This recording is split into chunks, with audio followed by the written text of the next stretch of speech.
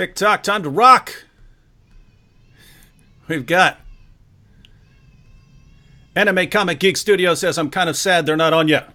I think we are on. Yes, we're on. I see my face. All right, so we're here. So good evening to everyone. I should include good morning and good afternoon because people are tuning in from all around the world. I am your friendly neighborhood philosopher, David Wood, and with me, by popular demand, is the man who makes Muhammad's bones shake in their grave. It's the Christian Prince. How you doing, Christian Prince? I'm fine, thank you, David. And before we start, I want to say thank you for inviting me.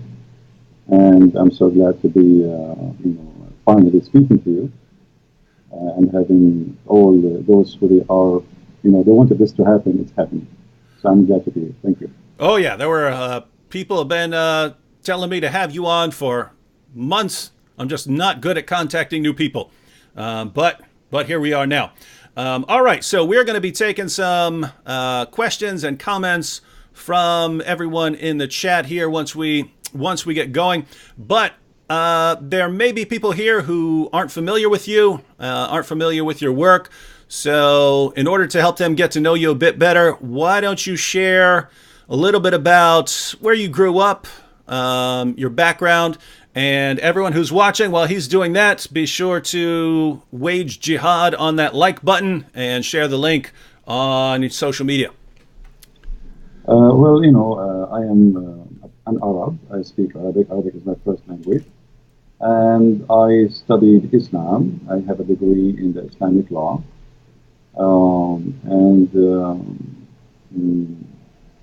My study is not the reason really I know. The reason I know it's because I study hard, so I can answer the Muslims. And I don't know much. I mean, the rest about me is what people know, like I do. Mm-hmm. So you have a degree, you said, in Islamic law? Yes. Why on earth would a Christian want to get a degree in Islamic law? When I was very young, like always, you go to church, nobody want to talk about Islam. You speak to your friends, nobody want to talk about Islam. And the Muslims always, they challenge us, and there's nobody to answer them. So I decided to study so I can learn really what Islam is about. In the same time, I can take a stand for my belief, and that's what I did exactly, which is actually against the will of my family, mm-hmm. because they wanted me to study something useful, not something stupid, Mm-hmm. Because for them they are Christians, and studying Islam is a waste of time. It's not worth it, and it is, it's not a good thing. And I agree with them, But always good things can happen from bad things. Mm-hmm. All right. Well, I wanted to ask you a couple questions about your approach. The kind of two issues here. I hear from Christians.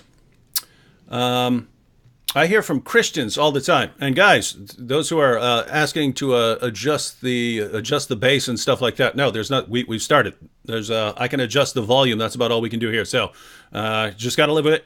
Any changes have to make at a different time. Christian Prince, I hear from Christians all the time, and you're a perfect person to answer since you're the Christian Prince.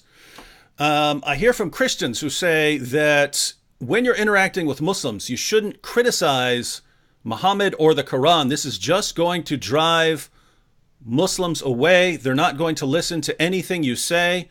And so you just focus on sharing the gospel with them, just present Jesus. Don't criticize their position or they're never going to listen to you. That's obviously not your approach. So what do you think of that? Me, I am a Middle Eastern, so I understand the nature of the Middle East. And the nature of people there is totally different from what people think. And maybe what you are saying can be, valid for those who they are American, who they are born in America. Arab, Middle Eastern Muslims, if you are too much nice, they think you are weak. They play the game of intimidation. It's not really about the way you approach them. You see, even the Quran says that Allah, He made us to be humiliated. So when a Muslim, he speaks to you and you are so kind to the point you don't even, you won't, like in people, they say, why you are rude. I'm not rude, I'm just being truthful as it is.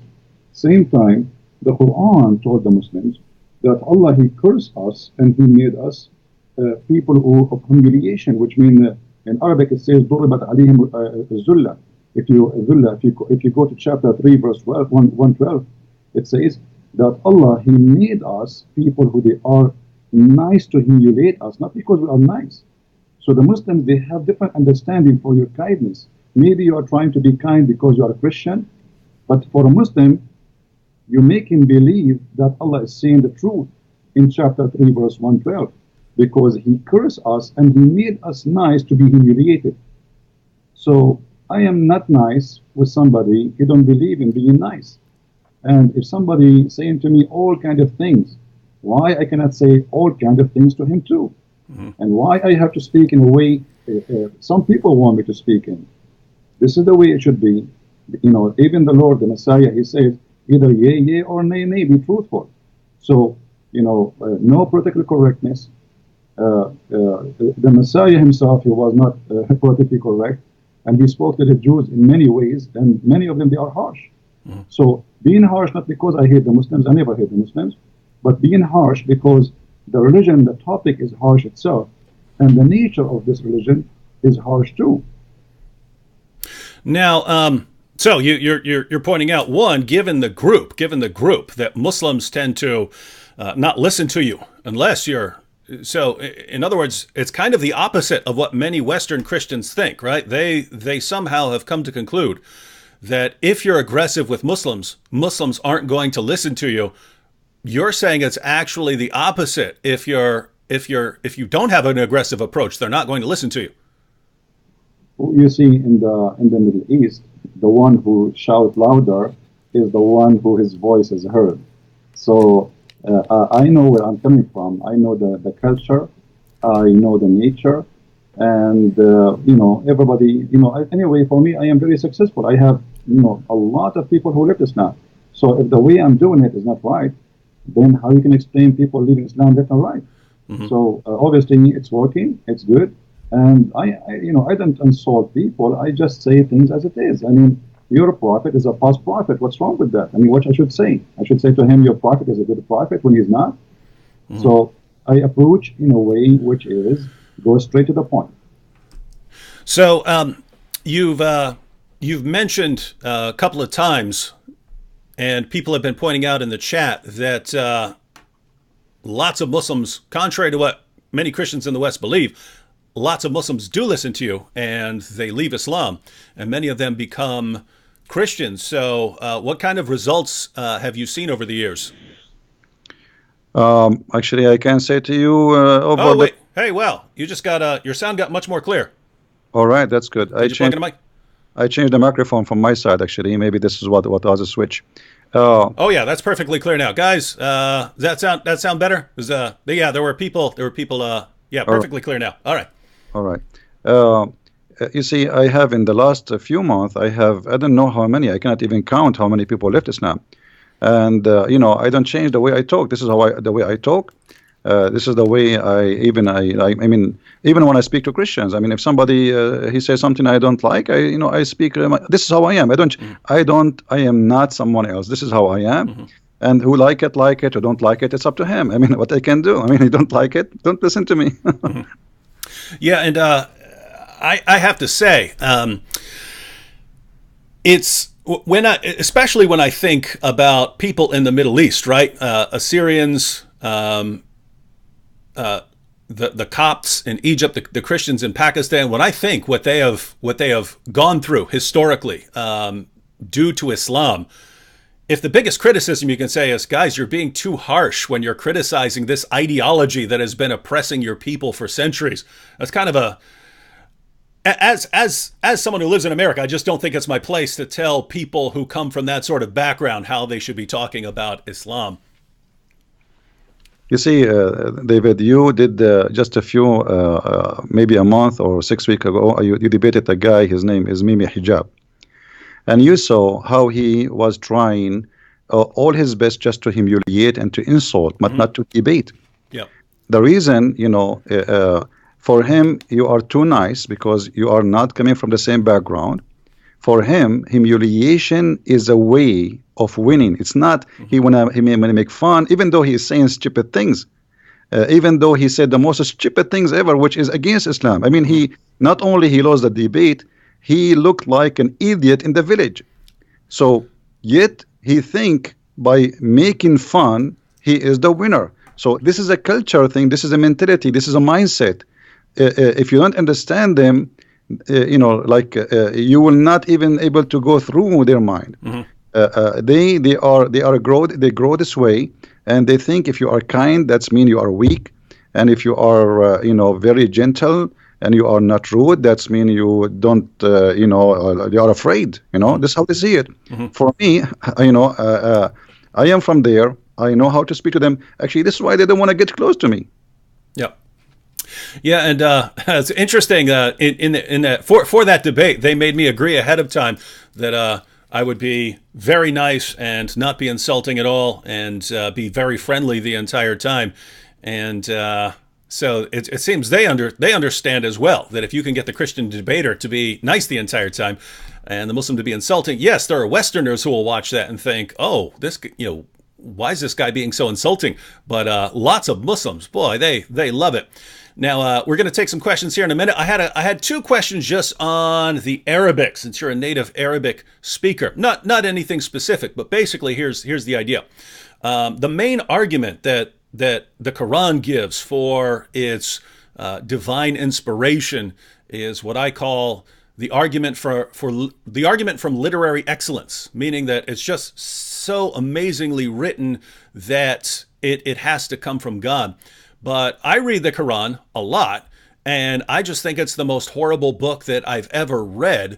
I would literally rather read a phone book than read the Quran. I do read the Quran because, I have to interact with Muslims. But if I were just picking something that I want to read, I would actually pick a phone book before I would read the Quran. It's organized horribly. It jumps around from topic to topic. You can't make sense of anything it's saying. I mean, at least a phone book is organized. And all these calls for violence and so on. But I'm told by Muslims that this is only because I'm reading it in English. If I were to read it in Arabic, then I would see that it's clearly miraculous, the greatest book, so great that human beings couldn't have written it. So when you read the Quran in Arabic, how do you resist the power of the Quran to compel you to believe that it is the Word of God? The answer is from the Quran. If you go to chapter 8, verse number 31, the Arab, they were making fun of the Quran, saying this is the fairy tales of the elders. And if we wish, we can make even better than this. Everybody can go and read it. This is a book full of mistakes in Arabic, in a grammar, in a spelling, in a pronunciation. And, they fabricate tons of story. Here we go. We are the Arab Christian. Why we are not amazed? I mean, if Muhammad, he was able to make people to convert to Islam by just hearing the Quran, so why did they not convert? Why Muhammad, he went in war? Here we go. They are Arab in his time, and they were making fun of the Quran. So if you go in the Quran, you will find the word fairy tale mentioned 9 times. The Arab, they say to Muhammad, this is fairy tale and this is stupid. And then Muhammad, he says, well, it's stupid. Can you make something like it? And this is a stupid challenge. I mean, I'm just saying to you, this is stupid. You say to me, can you make some stupid like mine? So Muhammad, he did not succeed in the Arabic. The Arabic is a stupid language, the way he used it. And he was, the Arabic in the Quran is a crook Arabic, is not correct Arabic. And if you want to talk about a book of wisdom, I don't know if you can open chapter 24, verse number 61 and read to the audience. And they will be astonished about how stupid this book is. I mean, this is a God who speak and he teach and he squeeze his head and he send an angel with a message from thousands and millions of miles away. Remember where Allah, God knows where Allah is. And now he come to us to say to us, you can eat alone and you can eat in your home and you can eat with your sister and you can eat in the house of your mother. Anybody can read the verse, chapter 24, verse number 61. Want me to go ahead and read it for everyone? Go ahead. All right. So this is the greatest book ever written that can only be written by God, everyone.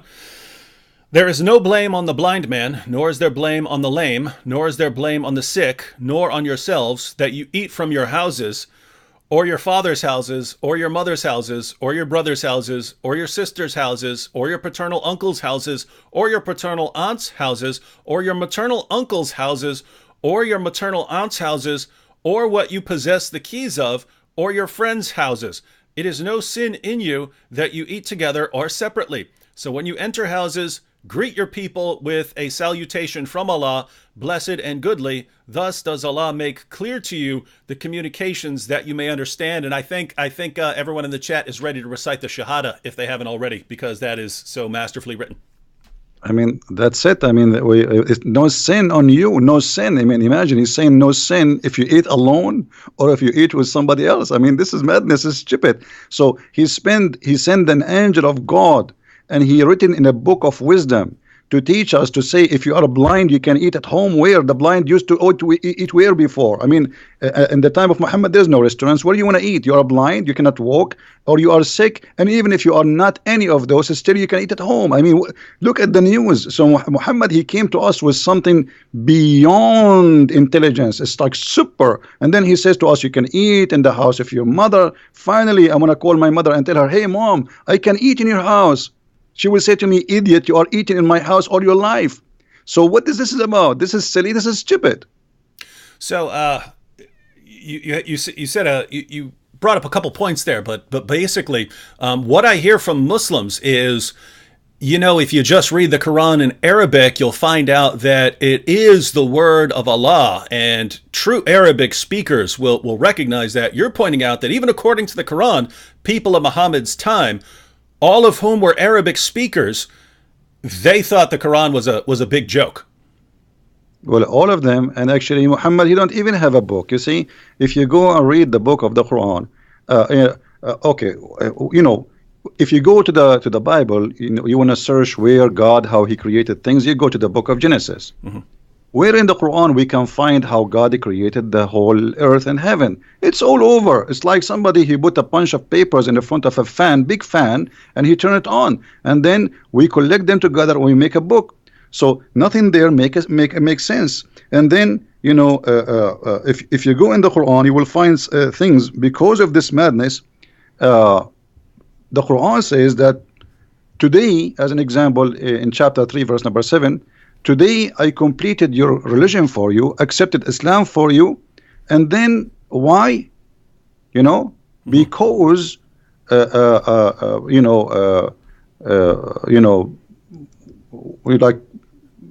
make you, you know, like not to eat pigs, not to eat pork. Mm-hmm. So when the Quran speak about religion, then we will find, you know, like, I mean, I don't know how to explain to you.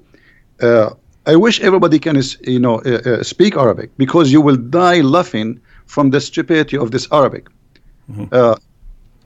If we go in the Quran, as an example, in chapter 3, verse number 85, it says, the one who accepts other than Islam, Allah will not accept from him. And then Allah, in the same chapter, he says to us that the Christians and the Jews and the Sabian, they will go to heaven. Then, but why you call them Christians and why you call them Sabian and why you call them Jews if they are Muslims? This is stupid.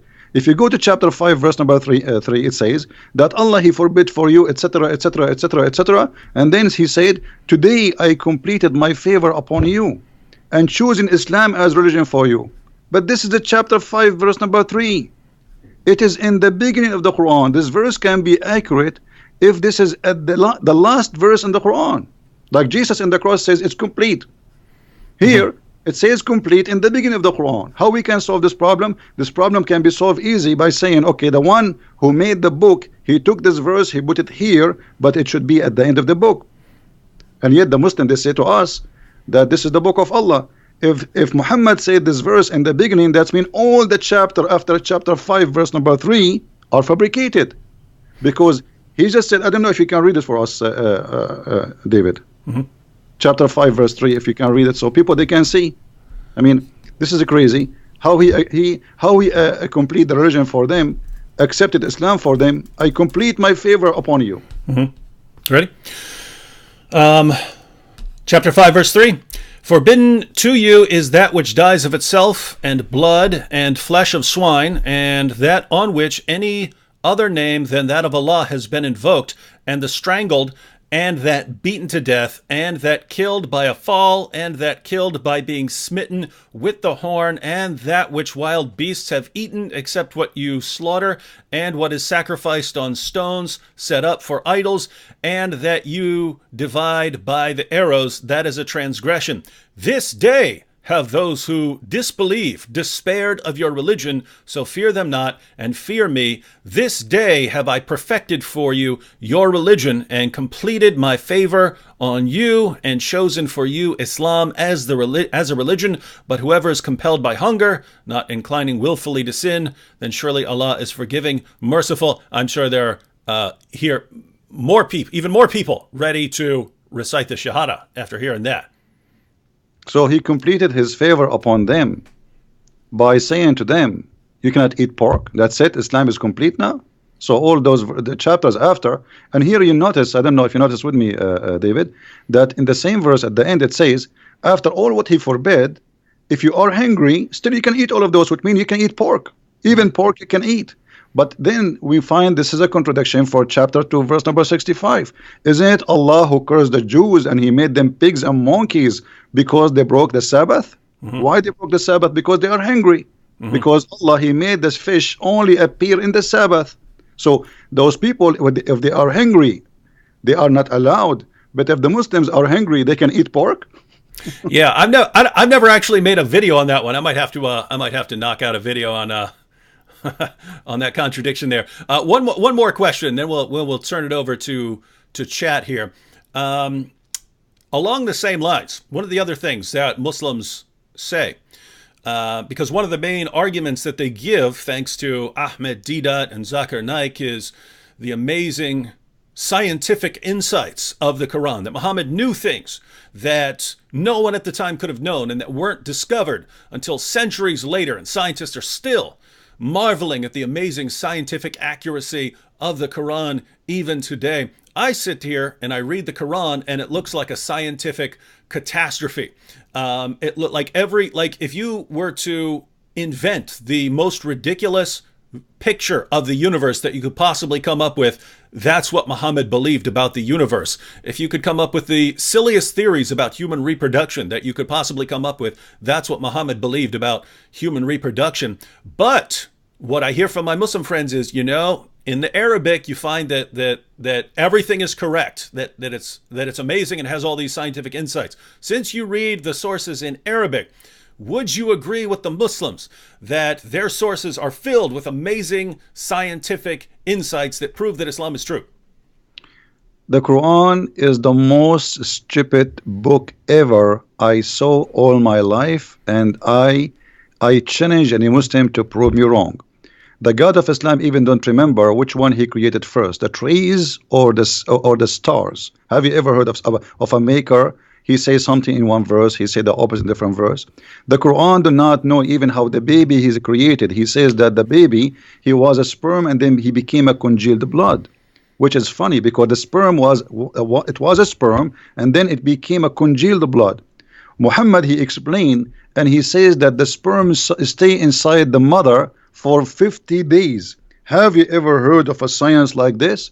But the Muslims, the problem is when the Muslims, they try to make the Quran as a scientific book, they fabricate the translation, they change the meaning to make it fit with science. As an example, when the Quran says Allah, he made the sperm into a congealed blood, the Muslims, they say in many translation, you were a sperm and then you became a clot. But this is not true. It doesn't say that. It says the sperm became a clot.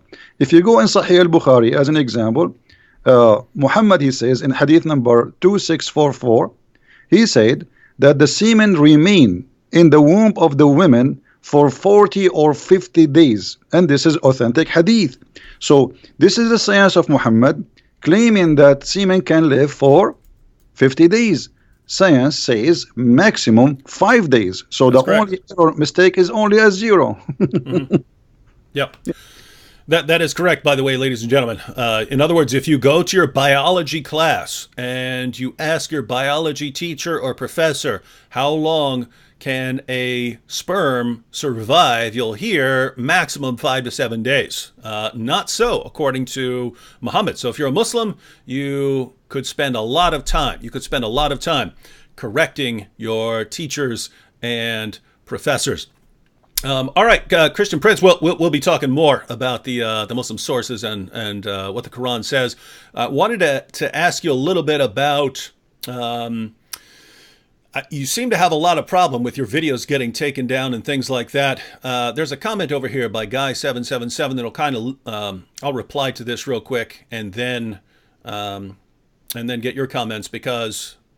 There is an issue with censoring critics of Islam. Now, Guy777 here says, so I'm a Christian and got banned for criticism of Catholic doctrine, but you guys criticize Islam for a living. Why ban me? Well, no one's stopping you from talking about Catholic doctrine, Guy777. No one's stopping you from talking about Protestants, Orthodox, Catholics, anything. When we have a topic and we're going to be addressing something, if we're going to be discussing the interaction between Islam and Christianity, there always seems to be a small group of people who want to divert the discussion in the chat to something else, right? So flat earthers will show up and we'll start arguing, hey, everything is about flat earth. People will start bringing up political issues, and we're discussing a topic, right? We're discussing issues. And there are people who try to divert them. No one's stopping you from talking about those things, but go somewhere where they're discussing those things. If we're sitting here talking about, whether Muhammad's a prophet, and you're over in the comments section trying to prove that the earth is flat or something like that, no one's stopping you from doing that, but do it somewhere where that's actually the topic. So what you're asking is, why would you be banned for trying to divert the discussion over to what you want to talk about? I hope when you hear it like that, you can understand the answer, right? If everyone's over in the chat trying to divert the discussion to some other topics, then no one's actually paying attention. And what's the point of even having the discussion if no one's paying attention because they're talking about other things? So if you are diverting to any topic, and it doesn't matter what it is, it doesn't matter what you're trying to divert it to, then you're going to have to be blocked from this discussion for that. Keep in mind, guys, there's a difference between stopping your free speech and blocking you from a discussion that you're interrupting, right?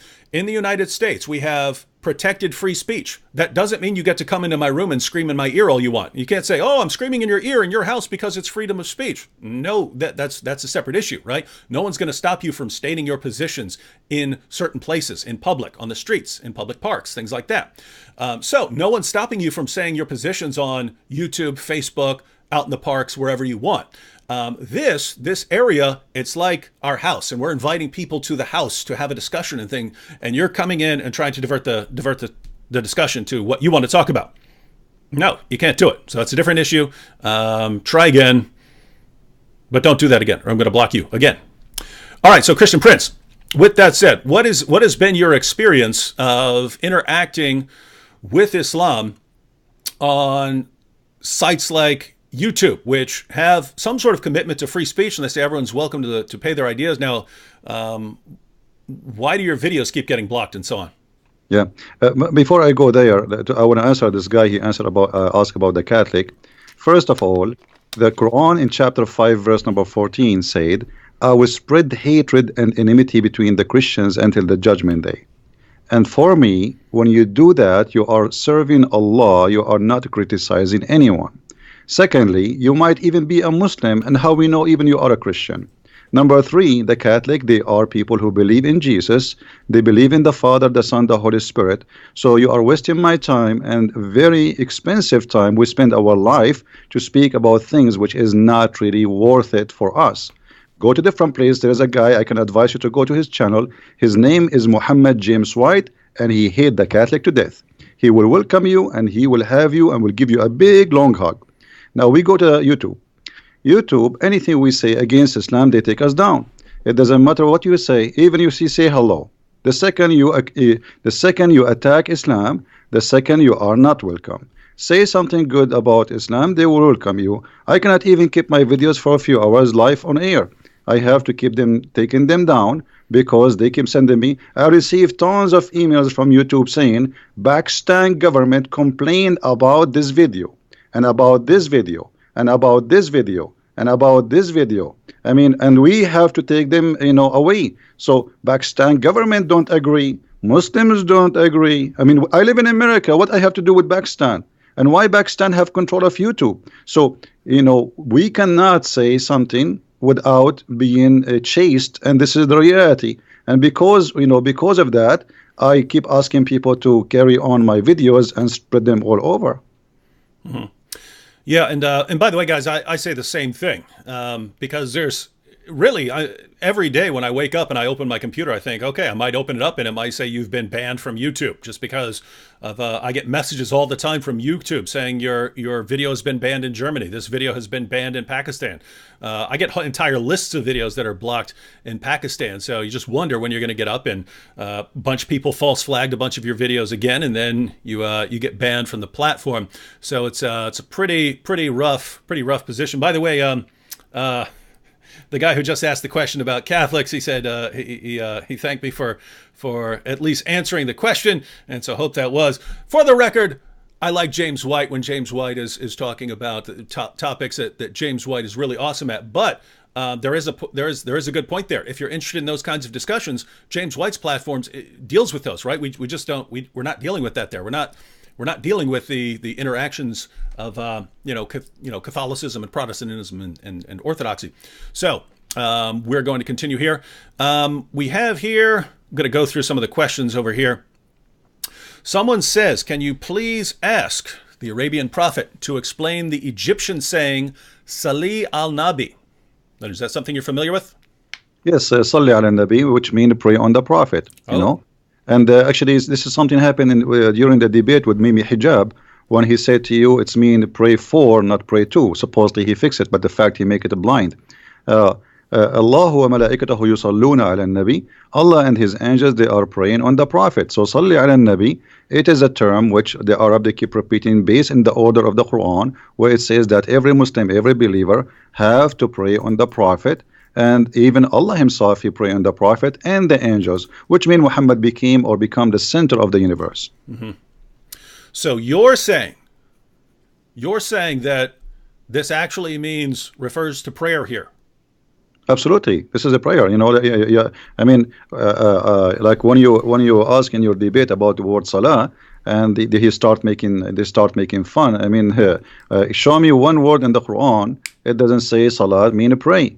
Only in that verse they play with the translation, and suddenly the word salah become blessing. However, even if we switch pray to blessing, that would be stupid, because if Allah blessed Muhammad, why he need the blessing of an angel? And what it mean that the angels, they will ask Allah for more blessing? That is silly. I mean, that's it. Allah, he blessed him. It's like saying to me, save me, and I saved you, and you say, ask the angels to ask me to save you. Like, I saved you. I am the God. So if Allah is God and already he blessed Muhammad, so what the point of asking all those people to ask for a blessing? This is stupid. I mean, this is why I say Islam is like not 10-inch deep in the mud. It is beyond the mud experience. I mean, this is the extreme stupidity. They try to cover up by making a lie, but the lie make it more stupid. Mm-hmm. And that is their problem. We actually, this is apparently an important issue for lots of the people in the chat. So we had another one. Ask Christian Prince if Allah prays for or to. Now, if I understand, it's actually praise on, so you would have to interpret it as praise for or something like that. But also asking what salah means. Now, how about the word yusaluna and things like that? The Muslims come here pretty much every chat and they start saying that's different from the word salah. It's completely different word that has a different meaning. Is that correct? No, absolutely. This is false. If you go to chapter 2, verse 1 to 5, it says, وَاتَّخَذُوا مِن مَقَامَ إِبْرَاهِيمَ مُصَلَّى. Musalla is the place to pray. This is not salah, this is a noun now. If you go to chapter 3, verse number 39, it says, فَنَتَتْهُ الْمَلَائِكَ وَهُوَ قَائِمٌ يُصَلِّي. So the angels, they called him when he is standing, yusalli. go to that translation, you will see it says he's praying. And so the Quran is full of the verses saying that the word salah, if you go to chapter 4 verse 102, it says وَإِذَا كُنْتَ فِيهُمْ فَأَقِمْتَ الصَّلَاةِ. So if you are between them and you start the prayer. So salah is not a verb. It is when we say salah, it's a noun. When we say yusalli, it's a verb, but it's the same. It's like saying, you speak English better than me. You can find tons of examples. You know what I mean? So it's just a verb and a noun, but it's the same word. Yusalli and salah is the same. Salah is description of what you are doing. Yusalli is the description of the action you are doing now. You know? All right, now everyone. Before we're gonna continue here, but I just wanted to remind everyone, and I'll remind everyone probably 2 more times before we're done.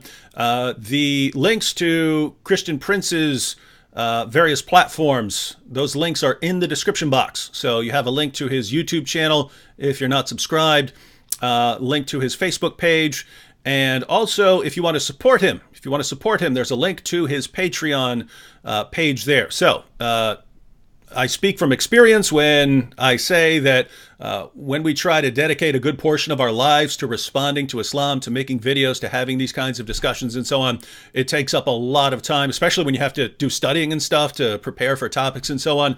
So the donations do come in very, very handy. So, and don't think if you're on a platform like Patreon or something like this, the idea of a platform like that is, yes, even if you can only chip in $5, $6, $2, $10, whatever, the idea of crowdfunding is that if you have a bunch of people want to support what you're doing, and a bunch of people are all chipping in $5, $7, $10, that adds up very quickly. So the link to Christian Prince's Patreon is in the description box. If you can, go and sign up as a patron.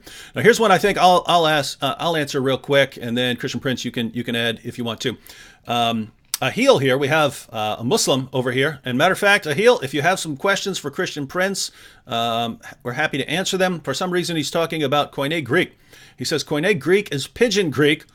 LOL, LOL. Why did they not know how to speak proper Greek rather than classical Greek? LOL, LOL, broken Greek Bible. Now, this comment is so hilarious to anyone who is familiar with the Greek language. You ask, why didn't they know how to speak proper Greek rather than classical Greek? What are you talking about? Koine Greek is what people spoke. That was language. That was the language that they spoke.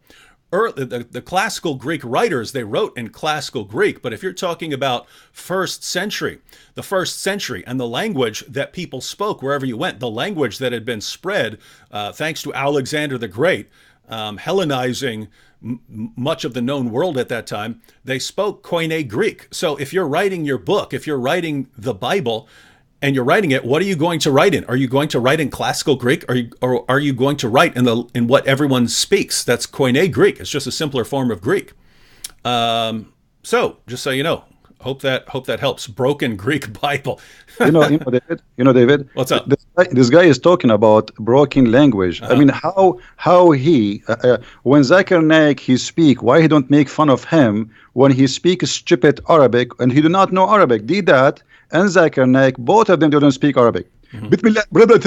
There is the example. I will quote for you a verse from the Quran, and then he's speaking Arabic, and only Allah knows what he is saying. I cannot understand the word. I am an Arab. I have no idea what he's saying. So this idiot, he is trying to make fun of people who don't speak good Greek. We do not know who they are, but in the same time, he is reciting Quran to his God in a language he don't understand. The Greek, they recite the Greek. I do not need even to pray in a Greek, but you recite in the language nobody knows what it's meant. If I ask you what this word mean in the Quran now, he will say only Allah knows best. So shame on you to speak about languages. Even your God Allah in the Quran, his language is broken, and me and the Arab, we correct the Quran and we make fun of it. Christian Prince, there's a guy on YouTube. He does, his channel's called Vidu Vids, but he does an awesome Zakir Naik impression. But yours is better. That was the best Zakir Naik. By the way, everyone, Nabil did an awesome. Nabil would never do it on stage or anything like that, but Nabil could do an awesome Zakir Naik impression as well. Should have recorded it at some point, but no, that was epic there. Here we have a question from Alan. Alan Silva says, guys, Can you guys mentor me in apologetics against Islam so I can argue so I can argue with my girlfriend's family? So apparently his girlfriend's family is Muslim. But Alan, that's kind of what we do in our videos, right? We're trying to mentor people a lot through our videos. But Christian Prince, if this guy wants to talk to his girlfriend's family about Islam and Christianity, what are the basic steps that you would recommend? Well, first of all, I don't know why even he have a girlfriend. I mean, how this will end? You will marry, and then your family will be broken. You do not know the children will be Christians or Muslims or what.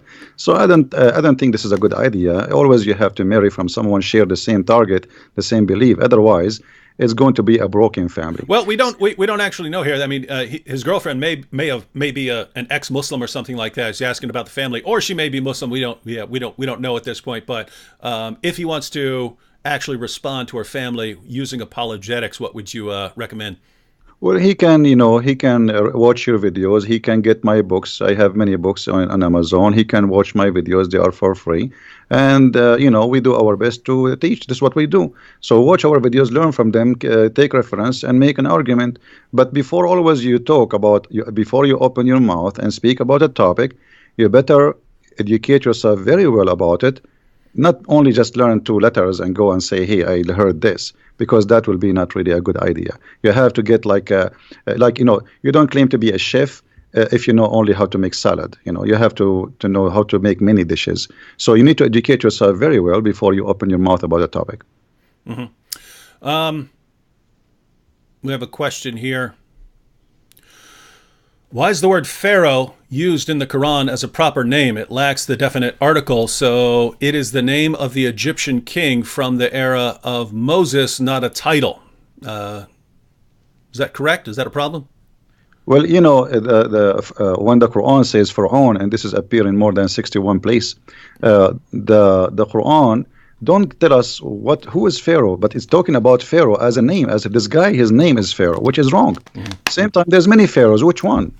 Mm-hmm. But the Quran, it's very famous about history mistakes. As an example, the Quran mentioned that Moses, he met with the Samiri, and I'm sure you are familiar with the story where Moses, the Samarian, they met with Moses and they spoke with him. So obviously the Quran is not a book of history, and it's mixed up. Mm-hmm. And they do not, Qarun,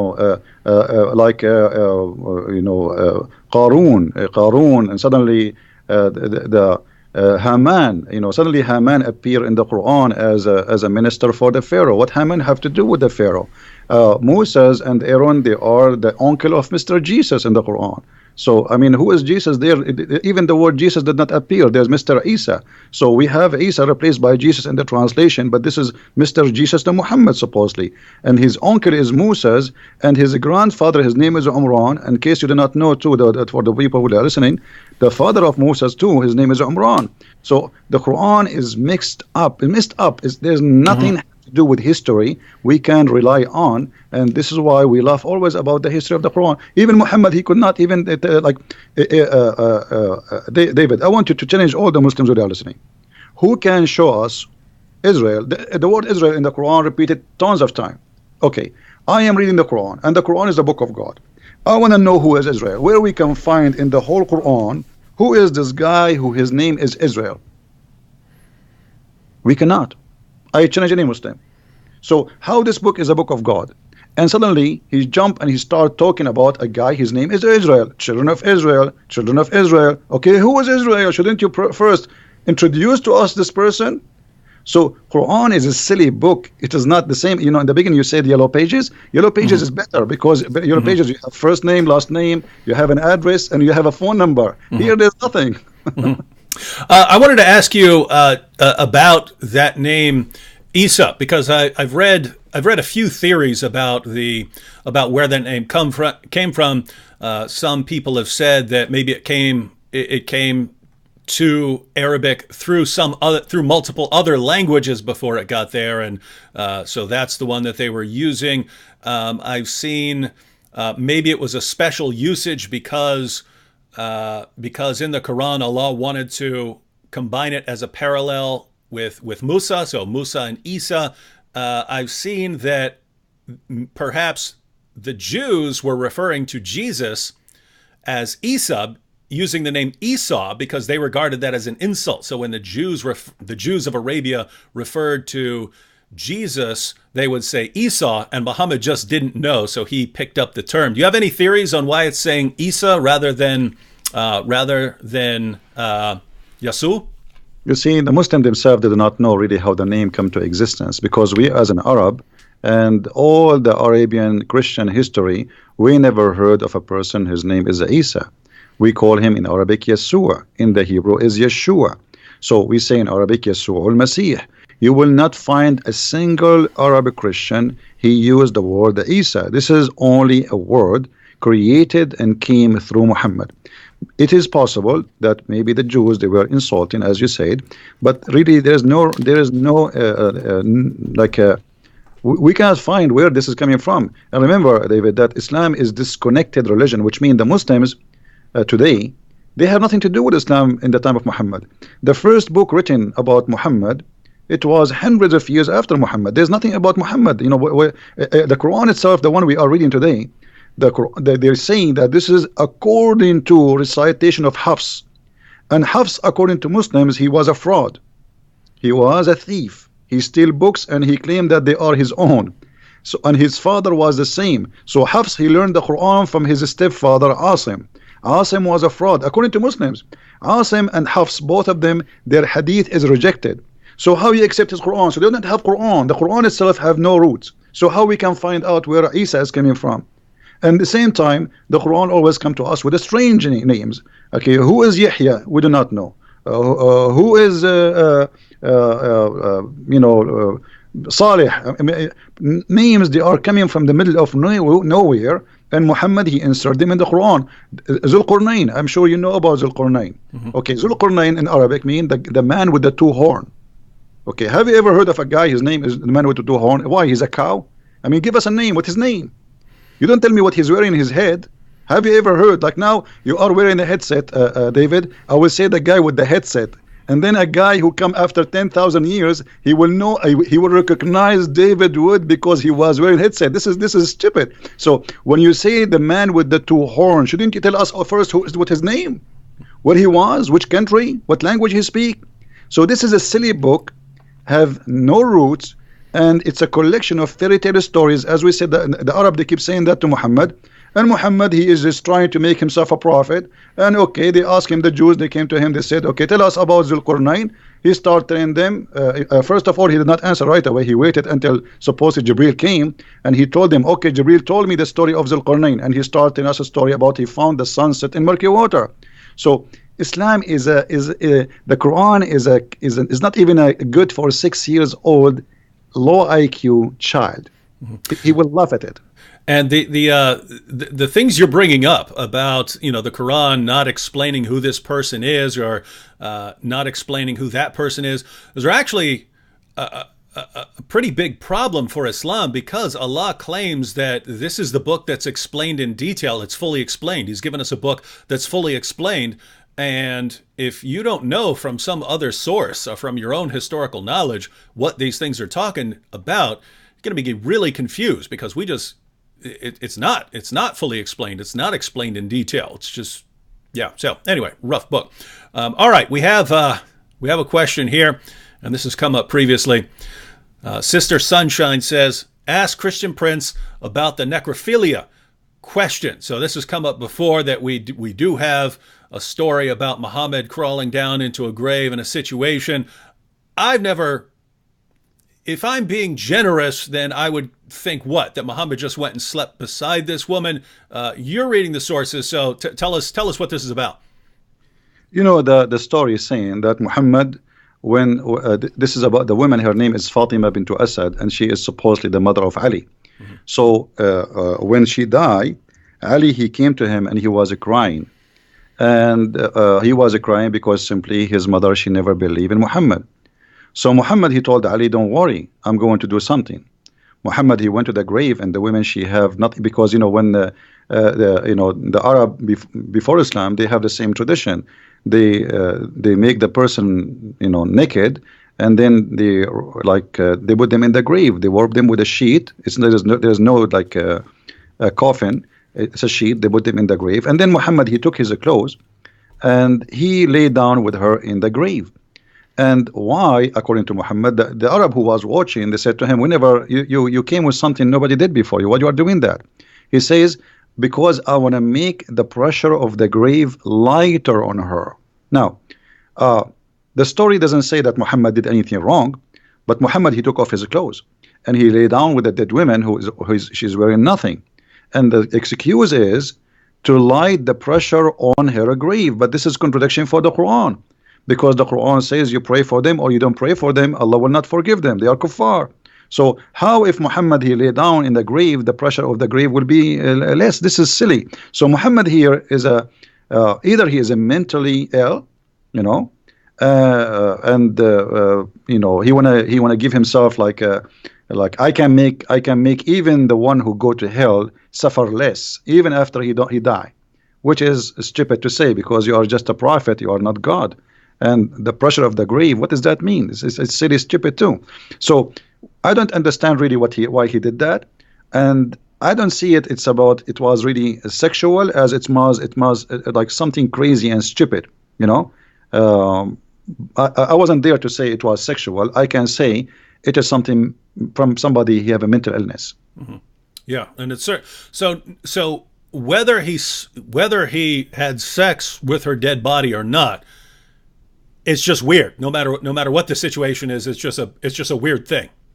Yeah, the Arab, they said that to him right away. They said to him, "You did something nobody did before you. What is that?" You know. Mm-hmm. So he explained to them that he is you know, he is trying to make the pressure of the grave less, and this is false. Isn't it Muhammad who says that he asked Allah for forgiveness for his mother and Allah he reject? Mm-hmm. So if his mother, he could not, you know, bring mercy for her, how about the mother of somebody else? Mm-hmm. Yep. All right. Hope that answers the question, Sunshine. And CIN says, I have a question. Who's speaking in Surah 1933? So that's a famous verse of Jesus. So I guess they want you to talk about 1933. That's a famous verse because Jesus talks about the day he's raised to life. So I'll go ahead and read the verse, and then Christian Prince can comment on it. So this is Jesus speaking here. He says, "And peace on me on the day I was born, and on the day I die, and on the day I am raised to life." So why would that be an interesting verse? You know, because here he says that peace on me when the day I'm born and the day I die. And, Muslims, they say that Jesus is still alive. Mm-hmm. So when that day of peace is going to be upon Jesus, according to Muhammad, he will come back and he will stay in earth in the judgment day for 40 days only, and then he will die. And what peace on me in the day I die mean? I mean, it doesn't make sense. I mean, death is death. There's a peace. I mean, what does that mean? So Muhammad, he say things nobody understand, and this is why Muhammad in chapter 5 verse 101 said, "Ask no questions," because verse number 102 it says, "Why not?" Because if you do, you will leave Islam. Mm-hmm. So ask no questions. I say things nobody knows what it means. It's including me. Now, if Jesus is going to come in the judgment day, shouldn't we ask the Muslims why? Why? Why not Muhammad? Muhammad is the last prophet. Why Allah did not? Muhammad was killed by poison. Why Allah he saved Jesus from a cross? He did not save Muhammad from the poison. So all the questions, the second you ask a question about Muhammad or about Jesus in Islam, everybody go in trouble and they have no answer, and they will say to you, Allah knows best. And this is the best answer they can give it to you. Allah knows best. Mm-hmm. Yeah. All right, we have a comment from a Muslim here, who says the Quran talks about Christians with respect, and it does. I mean, you've got Allah saying that Christians are closest in love to the Muslims. So we've got the Quran talking about Christians with respect. Is that correct, Christian Prince? Well, the Quran insult the Christians all over, and he say we are mushrikeen, we are the worst of the creatures, we are worse than animals. Allah he hate us, chapter 5 verse 14, chapter 5 verse 51, Allah says take not Christians and Jews as a friends. So when a Muslim he says Quran respect the Christian, that is really funny. So why Allah he will spread hate between us, and why we are the worst of the creatures? And when he say in the Quran, like the Christian and the Jews, they can only friends to each other, and the one who is a friend to the Christian and the Jews, as in chapter 5 verse 51, to the Christian or the Jews, he is unjust and he is a bad person. He is evil doer. So when a Muslim says Quran respect us, show us where. I want to see that. And the Muslim, what they do, they show you verses Muhammad he said in the beginning of his life, like in chapter 5 verse 69, Muhammad he says, inna alladhina amanu walladhina hadu was-sabi'una wan-nasara, etc. Those who believe and those who they are Jews and Sabi and Nasara, they will go to heaven. This is in the beginning. But later Muhammad he says in chapter 5 verse number 72, the same chapter, just a few verses after, kuffar, they are kuffar, those who say Allah he is the Messiah, the son of Mary. So he called us kuffar. In chapter 5 verse number 82, this is the verse he is quoting for us. This is a verse not saying that we are good. No, you see, look, Muhammad, we mentioned like the guy who asked about he want to talk about Christian sect. Muhammad he was trying to what they call it, divide and conquer. So chapter 5 verse 82, he was saying, oh, the Christians are close to us, the Jews are the enemy. So he was trying to say to the Christians, don't worry, I'm going to kill the Jews only. And later, after he finished with the Jews, he switched to the killing the Christians. The chapter of the Tawbah actually happened after he killed all the Jews, not before. He finished with the Jews and he finished with all the enemies, and suddenly he came with the Tawbah 9:29 says, fight those who don't believe in Allah. He meant specifically the Christians, and he decided to attack the Roman in Tabuk. Yeah, and so everyone, when you're looking at Quran verses and you think, oh, that sounds nice, so you have to kind of try and piece those together in order. When Muhammad starts out as a prophet, it was, according to him, it's, hey, I'm Muhammad and the Muslims are with the Jews and we're with the Christians. It's all of us monotheists together against the polytheists, the idolaters. And then he moves to Medina, the Jews reject him, and then, hey guys, it's me, the Muslims, and the Christians, and we're together against the Jews and the polytheists. They're the enemies here. And then by the end, as Christian Prince pointed out, it's fight everyone. It's Islam versus everyone. So my Muslim friends, that may work with your Christian friend down the street. If you're talking to Christian Prince, you're not gonna pull off the Quran talked about Christians with respect. It's just not gonna work here. So get a better position. David, Yeah. What about to say to him, I want to say to you, you are kafir. Let us see what he will do. Let us say, I'm going to say to you, you are najis. Isn't it Muhammad? He says that the Christian, the Jews, all who don't believe in Allah are najis. Najis means filthy, dirty. So if I call you najis now, is that respect? I mean, they say silly stuff. Those things can work with those who do not know. Yep. Don't try those tricks with us. You have no idea you are talking to who. Yep. Here's a good one. Christian Prince. I would join this man as well in hearing your thoughts on this. He says, Christian Prince, do you think that Muhammad received a satanic revelation and believed his message, or do you think he simply saw prophethood as a way to gain power and knowingly created a fabrication? So was Muhammad sincere, but he was deceived by evil spirits, or did he know what he was doing? We can say both, but I believe strongly if you go to Sahih Muslim, you will see Aisha in hadith number 1464. She said, Inna rabbuka yusari'u ila hawaka ya Muhammad. I see that your Lord, your Allah, he just trying to satisfy your sexual needs. She's talking about his sexual. He make verses saying any woman she want to give herself to the prophet, so the prophet he can sleep with her. So even the household who live in the household of Muhammad, Aisha, his favorite child wife, she got him busted. I see that your Lord, he has hastened for your desire. What desire we're talking about? Sexual desire. So it's very clear that in the time of Muhammad, people didn't notice that this guy, he is God. He is the God. He is the one. God is just a puppet. He use him so he can control. So he have mental issue. I can tell from many issues. As an example, he have a low IQ. You know, once a guy, he came to his house and he is blind. He ordered the wives to cover themselves, and they said to him, "But isn't him blind?" So Muhammad, he got busted. So he said to them, "Well, are you blind too? But you are asking them to cover themselves." I mean, I mean, this is telling you that he have a low IQ. If you read the chapter of 18 in the Quran, there's no way anyone he have a little intelligence he will say and he will make such a chapter. The whole chapter is a joke.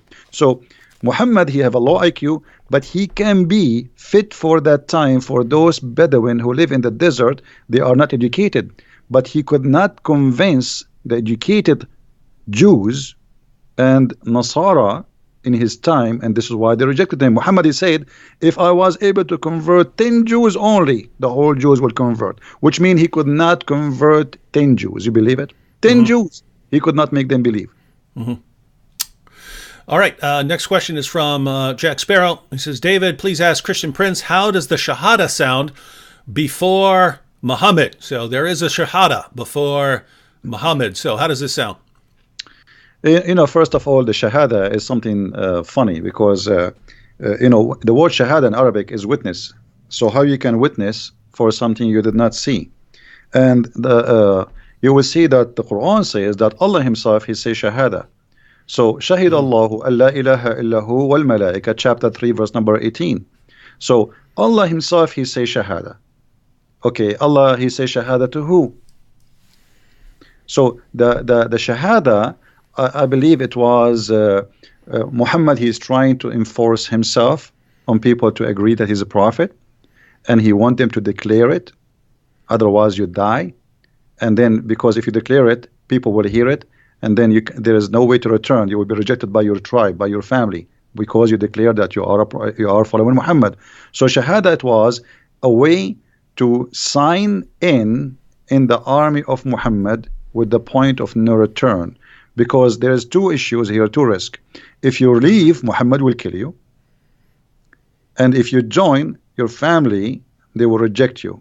The Arab, the tribes, they will not like you no more because you join the gang of Muhammad. Muhammad is not really the Arab. They never saw him as a prophet. They saw him as a gang member. Like as an example, there's a hadith to speak about the word Sa'ariq. Muhammad, he said in Sunan Ibn Dawood, which is a Sahih hadith, he said, "Abshiru ya ma'ashara Sa'ariq." For those who speak Arabic, they knew what Sa'ariq mean. Sa'ariq mean the outlaw, like, you know, when you speak about a bunch of criminals who they are running away in the wood, for they are wanted for raping, killing. So Sa'ariq are a group of people who they are rejected by their tribes, not from one tribe. And then they live in the desert, and then they make a gang together and they attack the people who travel, became pirate.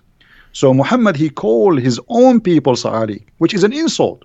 Like if you say to anyone now in Arabic, you are a Sa'luq, he will kill you. So how Muhammad, he says to the Muslim, Abshiru ya ma'shara Sa'ariq. The Muslim, they translate that in the hadith, they say a group of poor immigrants. That's a lie. Sa'ariq is not a poor immigrant. It is the criminals who they are rejected from their families for crimes they did. Wow. Interesting. All right. Next one. This is from Bram. He says, talk about the crucifixion of Jesus in Islam, Surah 4, verse 157. So what's your take on that? There are multiple takes on this as far as, even according to Muslims over the years, whether this is saying that Jesus wasn't crucified or whether this is simply saying that he wasn't killed by the Jews, or whether it's saying that, even though he was killed, you weren't the ones that killed them. So what's your take on Surah? So just so everyone knows, Surah 4, verse 157, this is where we have that the Jews are boasting that they killed Christ Jesus. And the Quran says, but they killed him not, nor did they crucify him, but so it was made to appear to them. What's your take on that, Christian Prince? Well, this is a very important verse. I advise the Christians to learn carefully and listen carefully for the answer. This verse confirms something very important. Number one, that the Jews, they confirm their killing to Jesus. Number two, Allah saying that they killed Jesus, but the fake Jesus, which mean the Bible is telling us a true story. Because if I am witnessing a crucifixion of someone, Allah, He made him look exactly like Jesus. And then John and Peter and all the disciples of Jesus, they witness that we witness the death and the crucifixion of Jesus. The Quran saying Allah, He made him look like Jesus. So the Christian, the apostle of Jesus, they witness for the truth, for what they saw. Which mean the Bible is saying the truth, because a true witness is the one who say what he saw, not what somebody else after 600 years will say to us. I saw this, I write this. This is honesty. So the Quran confirm that what is written in the Christian book is absolutely correct. That they witnessed and they saw Jesus being crucified. And then Allah, He sent after 600 years someone to say, it was not Jesus, this is a child, this, and this is stupid. But by this, the Quran confirmed that our story is a true story. And now Muslims, you tell me how they can confirm somebody, he never witnessed Jesus, he never spoke to Jesus, he don't even know the language of Jesus, he don't even know the name of Jesus. And yet he can tell us what happened to Jesus. Why? Because he have somebody came to him and he squeezed him 3 times like a mayonnaise, and he told him that, oh, they did not kill the Messiah, it was someone looked like him. All right, I assume this comment is a joke, but on the slim chance that it's not, I'm going to go and post it.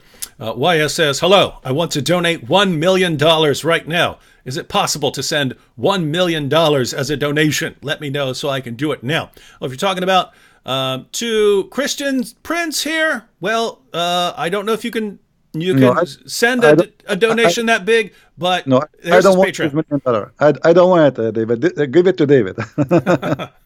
Okay, so if you want to, you can divide it up. You can give half.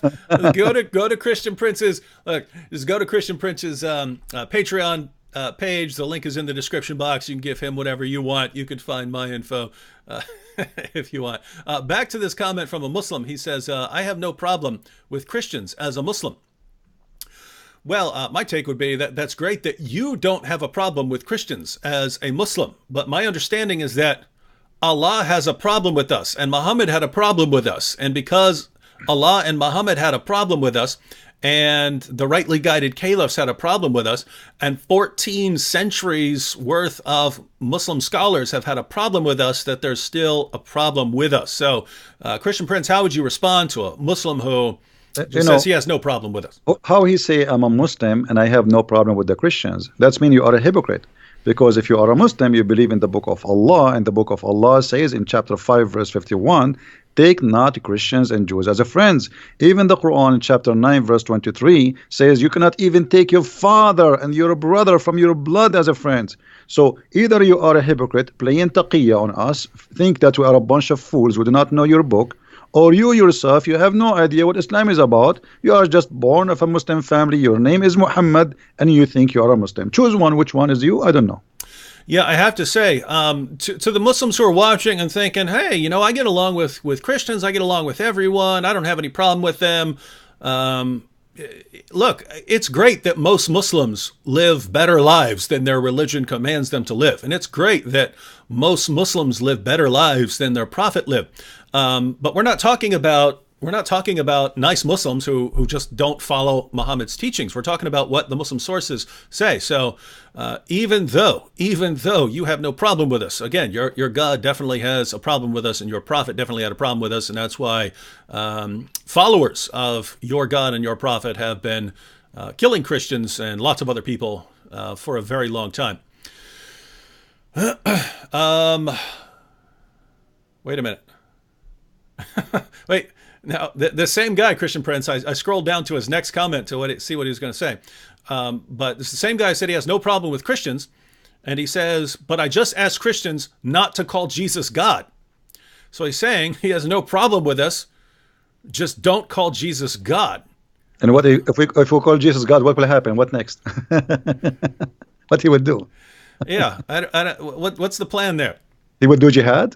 Yeah. Oh, actually, I should have put a link, and I will after this show.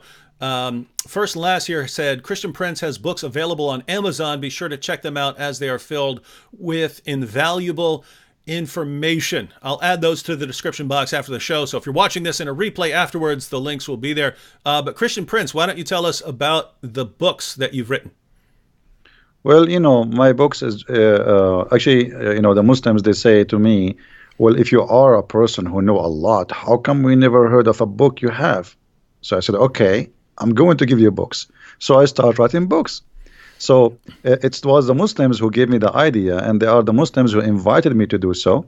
My books is like a box of a lot of information. There is no, it's not just a book. Those who have my books, they knew. I just released a 2-volume, Sex and Allah, and the whole 2 books is about sexuality in Islam, and for the Arab, before Islam and after Islam. So my book simply is a collection of information, hard to reach for those who don't speak Arabic, and even for those who speak Arabic, because I never saw, actually, even those who speak Arabic is the last one to know too, because not everybody speak Arabic. He read and he study and he research. So my books is an easy access with a translation for a lot of information people never heard of, from those who speak Arabic and those who never know Arabic. So and you can ask people who have my books what they think about it. For sure, the Muslims don't like my books. They hate it. And they give it a bad review without buying it, which is not really normal, Now, aren't you simply telling them what's in the Muslim sources? Why wouldn't they be super happy over that? You see, I do my videos. I show the reference in the screen. I read the screen for them. Everybody see it, and yet still they call me liar. So Muslim, when he sees something very, very, let us say upsetting, something show something really crazy about their religion, the only thing they can do, either they leave Islam or they go in denial and they say liar, liar, liar. So I hear always liar. I heard it from many people, and many of them, by the way, they accepted the Christ and they left Islam. But in the beginning they say liar because it's shocking. It is really disgusting. What are you talking about? This is my prophet, the prophet I love. I heard the good news about him. David, you do not live in the Middle East. If you go in the Middle East, you go to the bedroom, you hear the Quran. Because they play it in the speakers, in the loudspeakers. You go to the bathroom, even in the bathroom, you hear the Quran. You open your TV, everybody's speaking about the amazing, the most Prophet Muhammad. You open your radio, it's the same. You go in the bus, it's the same. You drive your car, it's the same. You go to the school, it's the same. So wherever you go, there's one guy. You see, a certain time the American movies have only Sylvester Stallone. So Muhammad is the only Sylvester Stallone for the last 14 centuries. So how dare you to say something we never heard of? So they got shocked, they got so upset, but slowly they understand that this guy is not lying. It's true. He's showing us. It's in the front of us. They will accept. Yeah. Sooner or later. Yeah, and sometimes it could take a while. I'll post just a simple video where I put the Muslim sources up on the screen about Muhammad ordering his followers to kill lizards or ordering his followers to kill dogs or something like that. And a Muslim will immediately comment and say, "No, we're not allowed to kill animals at all in Islam." And it's like, I just put the sources on the screen in English and Arabic, and you're saying it's not true. This is your prophet talking, kill lizards, and you're saying he doesn't allow you to kill anything. He commanded you not to kill anything. And then if you point out, look, it's right there. I have Muslims tell me all the time that I'm printing up my own volumes of hadiths. I'm making stuff up. I make stuff up, and then I print up. I don't know what kind of time they think I have on my hands, but I print up my own fake editions of hadiths so that I can point to them and say that this is what Muhammad said. And it's just amazing that, a Muslim will hear something from his mom when he's growing up. And then when you show him that his prophet said the exact opposite, he'll stick with what his mom said and accuse you of making it up, even though it's not hard to go on a Muslim website and look up these sources. Interesting stuff. All right. Someone asked, what's the Islamic concept of an apostle? What is an Islamic apostle? If Muhammad's an apostle, is Isa, Jesus, an Islamic apostle as well? I don't know what they mean by apostle. Are you talking about like a messenger? Yeah, he's talking some Quran translations will translate it as apostle, and others will translate it as messenger. Yeah, well, there's no, like, apostle should not really appear as a translation. It should come out as either as a nabi, which means a prophet, or a messenger. Because Muslims, they make a differentiation between a prophet and the messenger, which is very silly too. Because how you can be a messenger but not a prophet? The second you deliver a message from God, that is a prophecy from God. And God Himself is the first prophet, because the true prophet is God. He is the one who prophesies about the future, and the rest, they carry the prophecy. So Muslims, they have a very funny understanding that there's a messenger and there's a prophet, and Muhammad is both of them. He's a messenger and he is a prophet in the same time. But here, David, maybe you can ask the Muslims who they are in the crowd, can somebody give us a prophecy of the prophet Muhammad in the Quran? Like what? What about the war between the Romans and the Persians? What do you think of that? If you go in the Hadith, I just made a video about it a few days ago. Oh yeah, oh that's cool. It says that this Hadith, this verse was revealed after they won, not before. So Muhammad he said that verse after the Roman they won the war. Secondly, if you go and study, let us go first to the Hadith. Just let me get the reference. And this is Sahih. Okay, let me give you the link. David, maybe you can read it there. Is that okay? I'll give it to you in Skype. Maybe you can open it, and you can read it better than me. So you can have the reference, or for people who can read it. It says clearly there that when the Roman they became victorious, this verse came. Oh, I got it. All right. So, yep, this is Sahih, Jami at-Tirmidhi.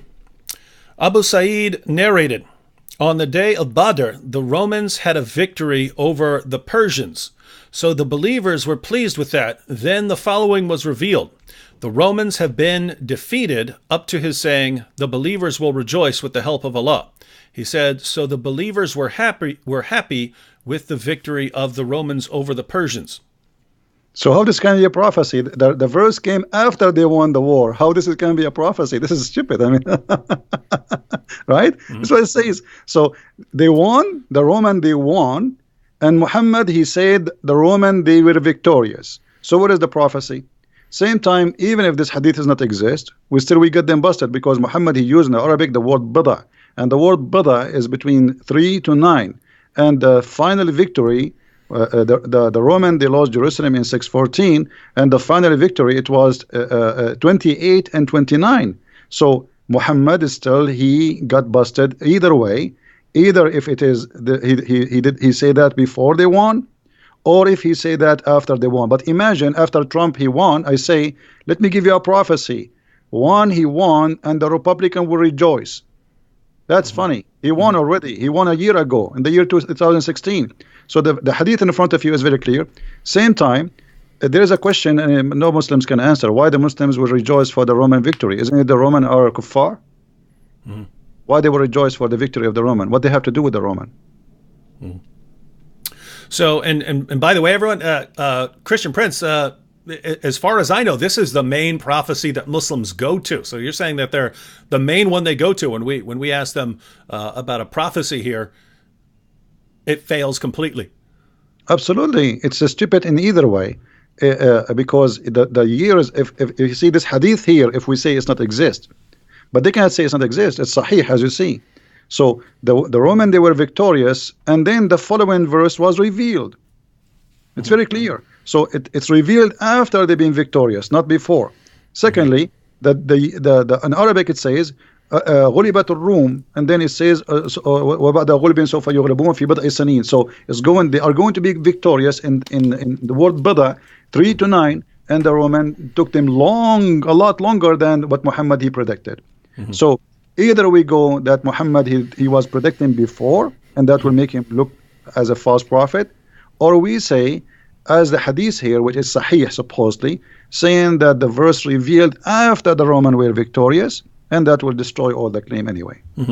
And it's kind of, Even if we granted everything that Muslims claim about this, if we ignore the hadith you mentioned and so on, and we ignore the time frame, that the time frame was not met, even if we ignore all of that and we say, okay, Muhammad predicted this side would win a victory in the future, and they did, it's kind of a really weak prophecy when, you know, you've got battles and they're going back and forth. The wars are going back and forth and so on. That would be like me saying, ladies and gentlemen, the Republicans won the presidency, but at some point, the Democrats will win the presidency again. And then eventually when the Democrats win, I say, you see there, I'm a prophet, ladies and gentlemen. No one would accept that. And yet this is the one they go to, along with all the other problems. Yeah, this is a war happening for 300 years, and they win and they lose and they win. They lose. This is silly. Same time, you know, Muhammad, he claimed that the Roman, they will be the major population of the people of the earth. So, okay, well, Muhammad, he made a prophecy about the Roman, and let us see what it is. When Muhammad, he says, and this is in Sahih Muslim, that the Roman, when the judgment did come, they will be the major population of mankind. And this is hadith number 2898a. So, تقوم الساعة والروم أكثر الناس. The judgment day will come, and the Roman, they will be the biggest population of mankind. They are the majority. So, but the Roman are gone. Where is the Roman? Do you know where is the Roman, David? Where is the Roman now? Here we go. This is a false prophecy. If one prophecy made by a prophet who claimed to be a prophet, that's it. He's a false prophet. You know. Yeah, and there are other prophecies that Muhammad made where I just can't figure out how they can possibly come true now.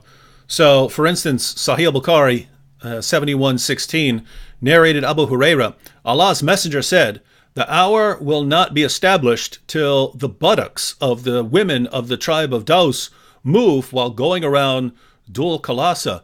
But that place was destroyed by Muslims a long time ago, so it's never going to happen. The people of the women of that tribe are not going to be marching around this place anymore. And you have passages like that where it doesn't look like they could ever come true unless this tribe makes a comeback and then, you know, goes back to its practices and starts walking and rebuilds this place that Muhammad's followers destroyed.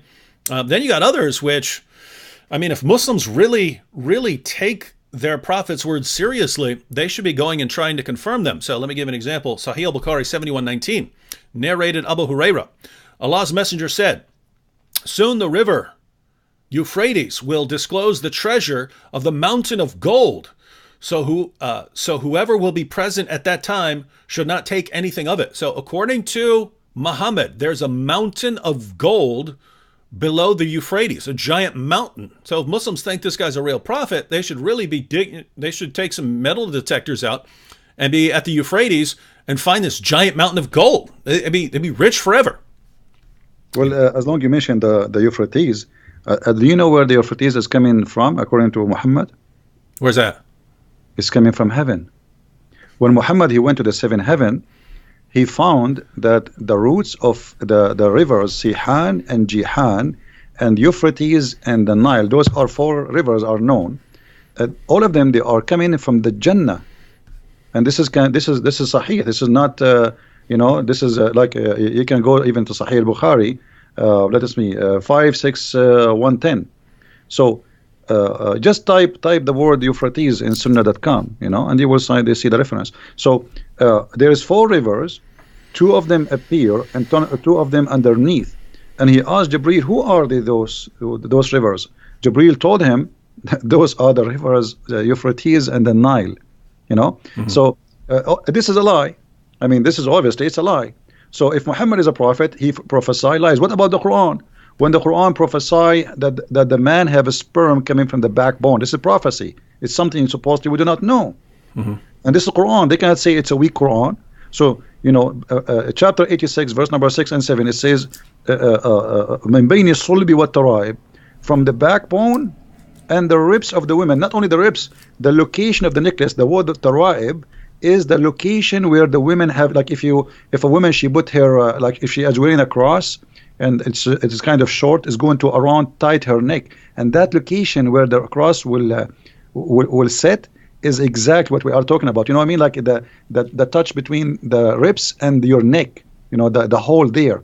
This is exactly where Muhammad, he claimed that women, they have a sperm and it's coming from there, and the man have a sperm and coming from the backbone. What about the chapter of the moon, where he said the judgment day is near and the moon is split?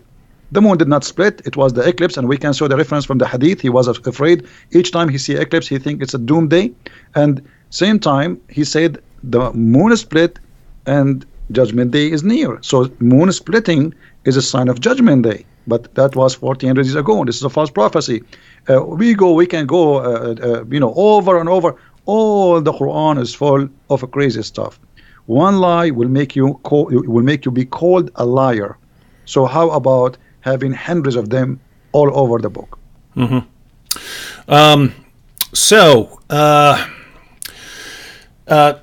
Wanted to bring up something to you because you mentioned it earlier that the Quran is affirming what happened with Jesus in the Christian position. Sam Shamoun and I use a lot what we call the Islamic dilemma that the Quran affirms, and I'm bringing this up because I scrolled past a comment. I could go back and find it, but someone was saying that the position of the Quran is that it's the verse from Surah 2 where it says that it's talking about the Jews, and it says, woe to those who write the book with their own hand and so on.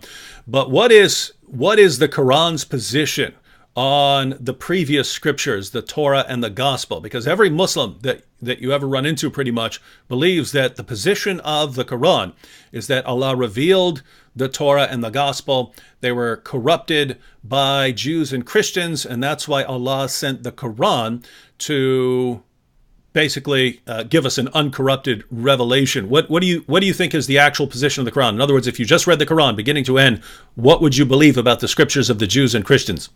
Okay, if we go in the Quran, David, how many times we hear the Quran keep saying the people of the book? A bunch. A lot, right? Okay. So let me ask you, and you know, I there is something I notice about you, that you are very really, I can say you are sharp. You know, you are smart. Can you call me an Arab? Yep. When I'm not? No. You cannot. So can you call me an Indian if I am not? No. So when you call me the people of the book, it's mean they have a book. So how they are called people of the book in the time of Muhammad, and we are called people of the book today, yet we don't have a book according to the Muslims. This is how silly this religion is. It's like saying to you the guy with the car, but he don't have a car. It's like saying to you the guy who have hair, but he don't have a hair. So this is how silly. Same time, the Quran full of verses speaking about the Quran confirming what is with us, and you mentioned, you know, confirming what is with them.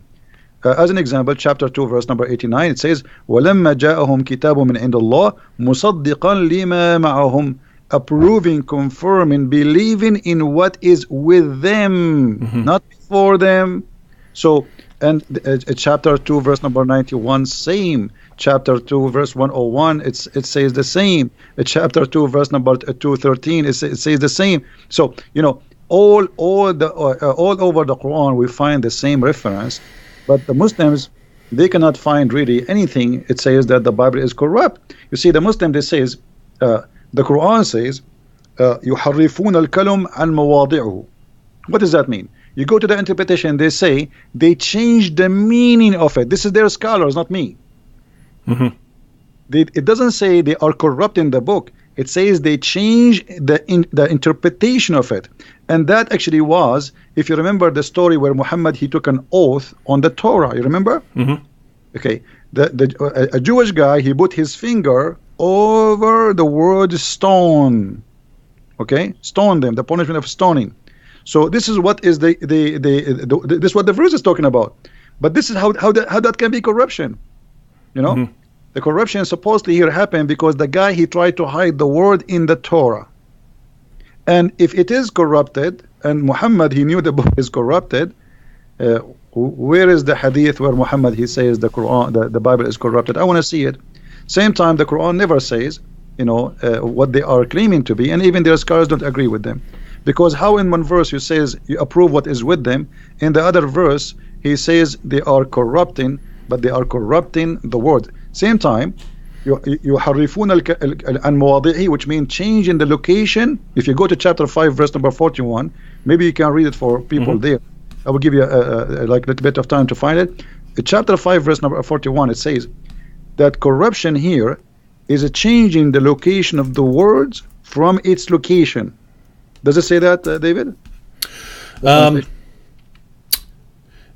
So 541, O Messenger Muhammad, let not those who hurry to fall into disbelief grieve you, of such who say we believe with their mouths, but their hearts have no faith. And of the Jews are men who listen much and eagerly to lies, listen to others who have not come to you.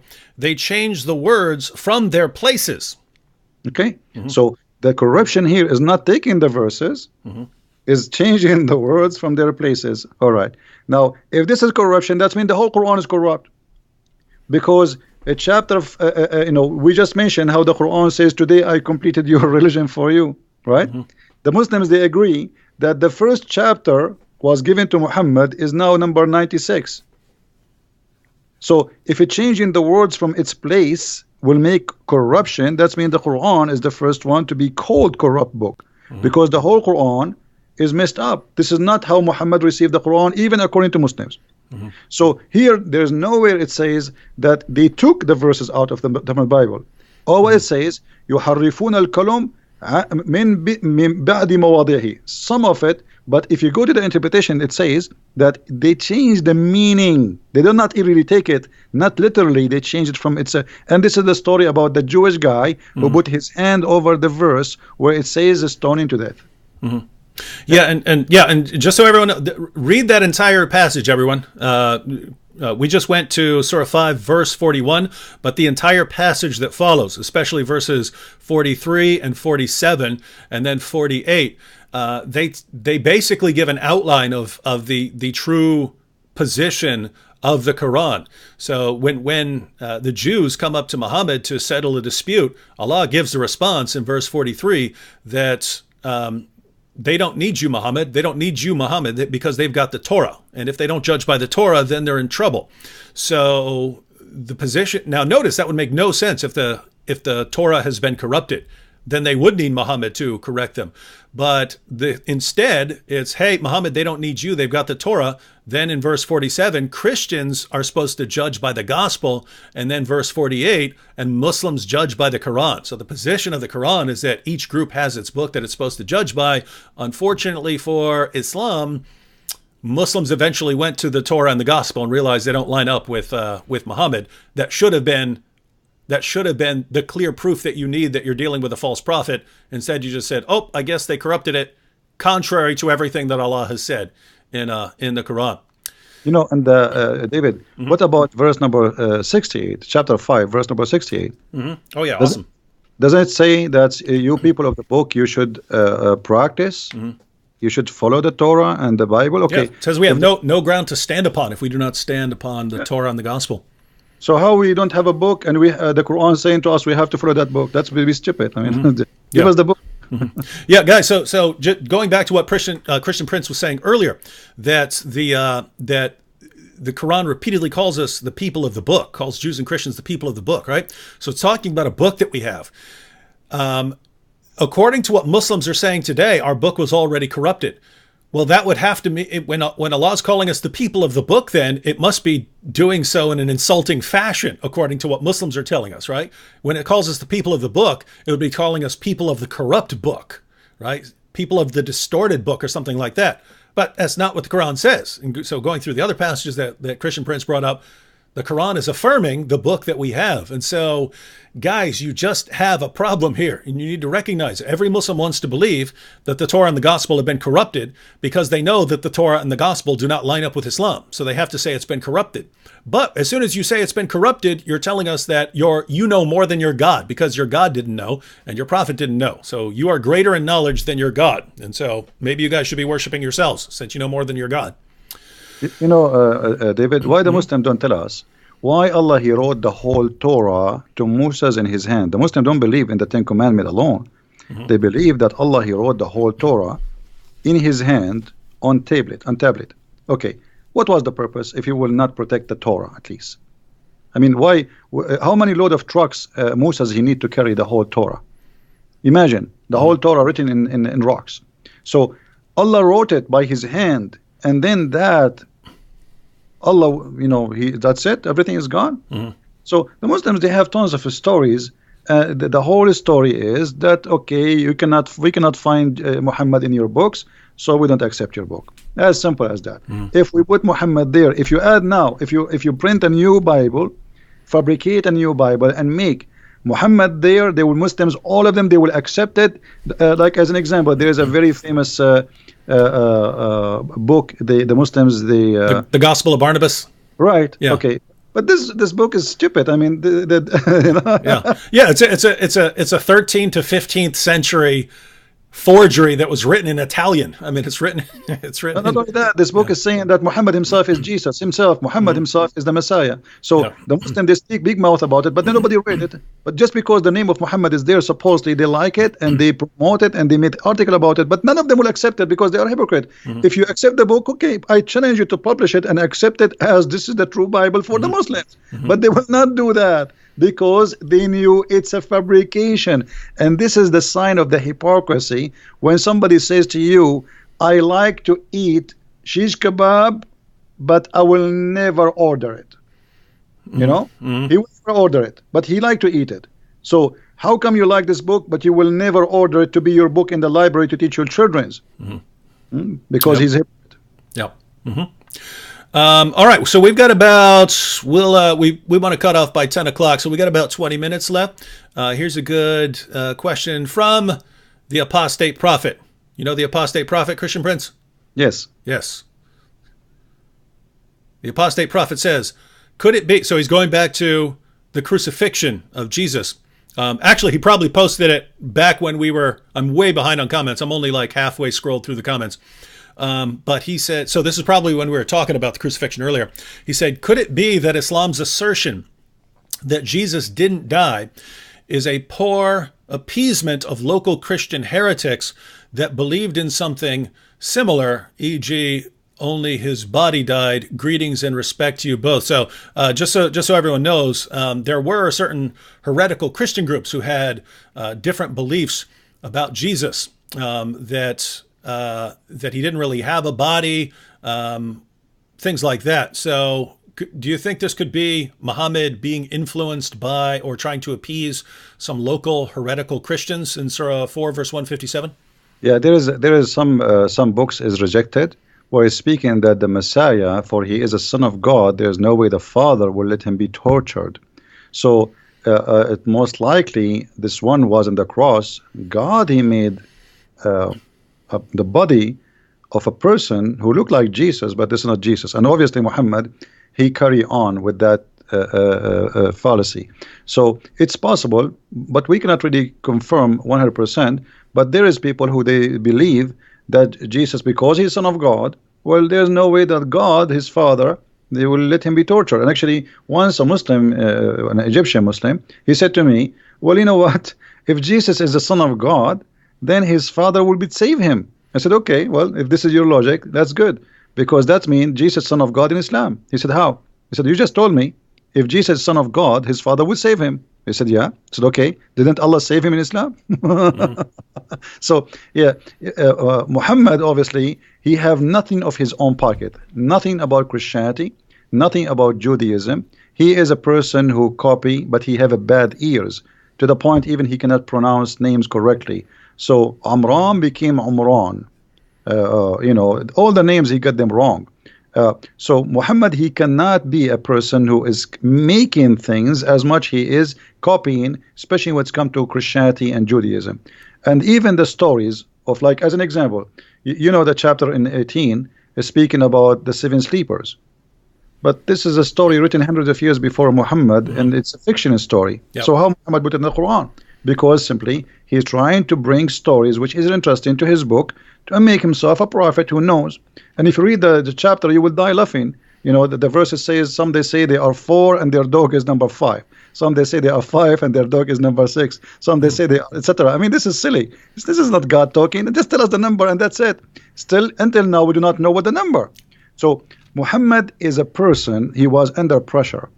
People, they ask him, they challenge him, especially the Jews, because this is why he hated them. You know, when the Jews they came to him and they said to him, tell us about Zulqarnain. It was a trap. They are not coming to ask him, they are making fun of him. And Muhammad, he got the bait. He was a fool. So he started telling them what is the first meal for going to heaven. In the heaven, it is the liver of the whale, and how the baby will be, how the child will resemble the parents. If the father have orgasm first, the baby will be a male. If the women have orgasm, the baby will be a female, which is stupid too. And then he to talk about Alexander the Great. So Muhammad, he hated the Jews for always getting him busted without him knowing. But it was too late. That's it. He made verses, he gave it, and people are laughing. And Muhammad, he wanted to seek revenge because they got him busted. Yeah, and guys, that's basically the history of Islam. The people who could actually understand and who knew why the things that Muhammad could be. Keep in mind, you could go up to someone who doesn't know anything and say anything you want, and that person won't be able to respond. But if you go to people who actually know something, then if you say something stupid, they're going to call you stupid. And so Muhammad kept doing this, and people kept pointing out how he's wrong and he doesn't know what he's talking about, and they suddenly become his enemies. But eventually, once Muhammad has a big enough army, then no one's allowed to say anything. No one's allowed to say anything critical of Muhammad's teachings. And so that's what you have in the Muslim world, is it eventually became the position that you're not allowed to criticize or question the things that Muhammad said, no matter how silly and ridiculous they are.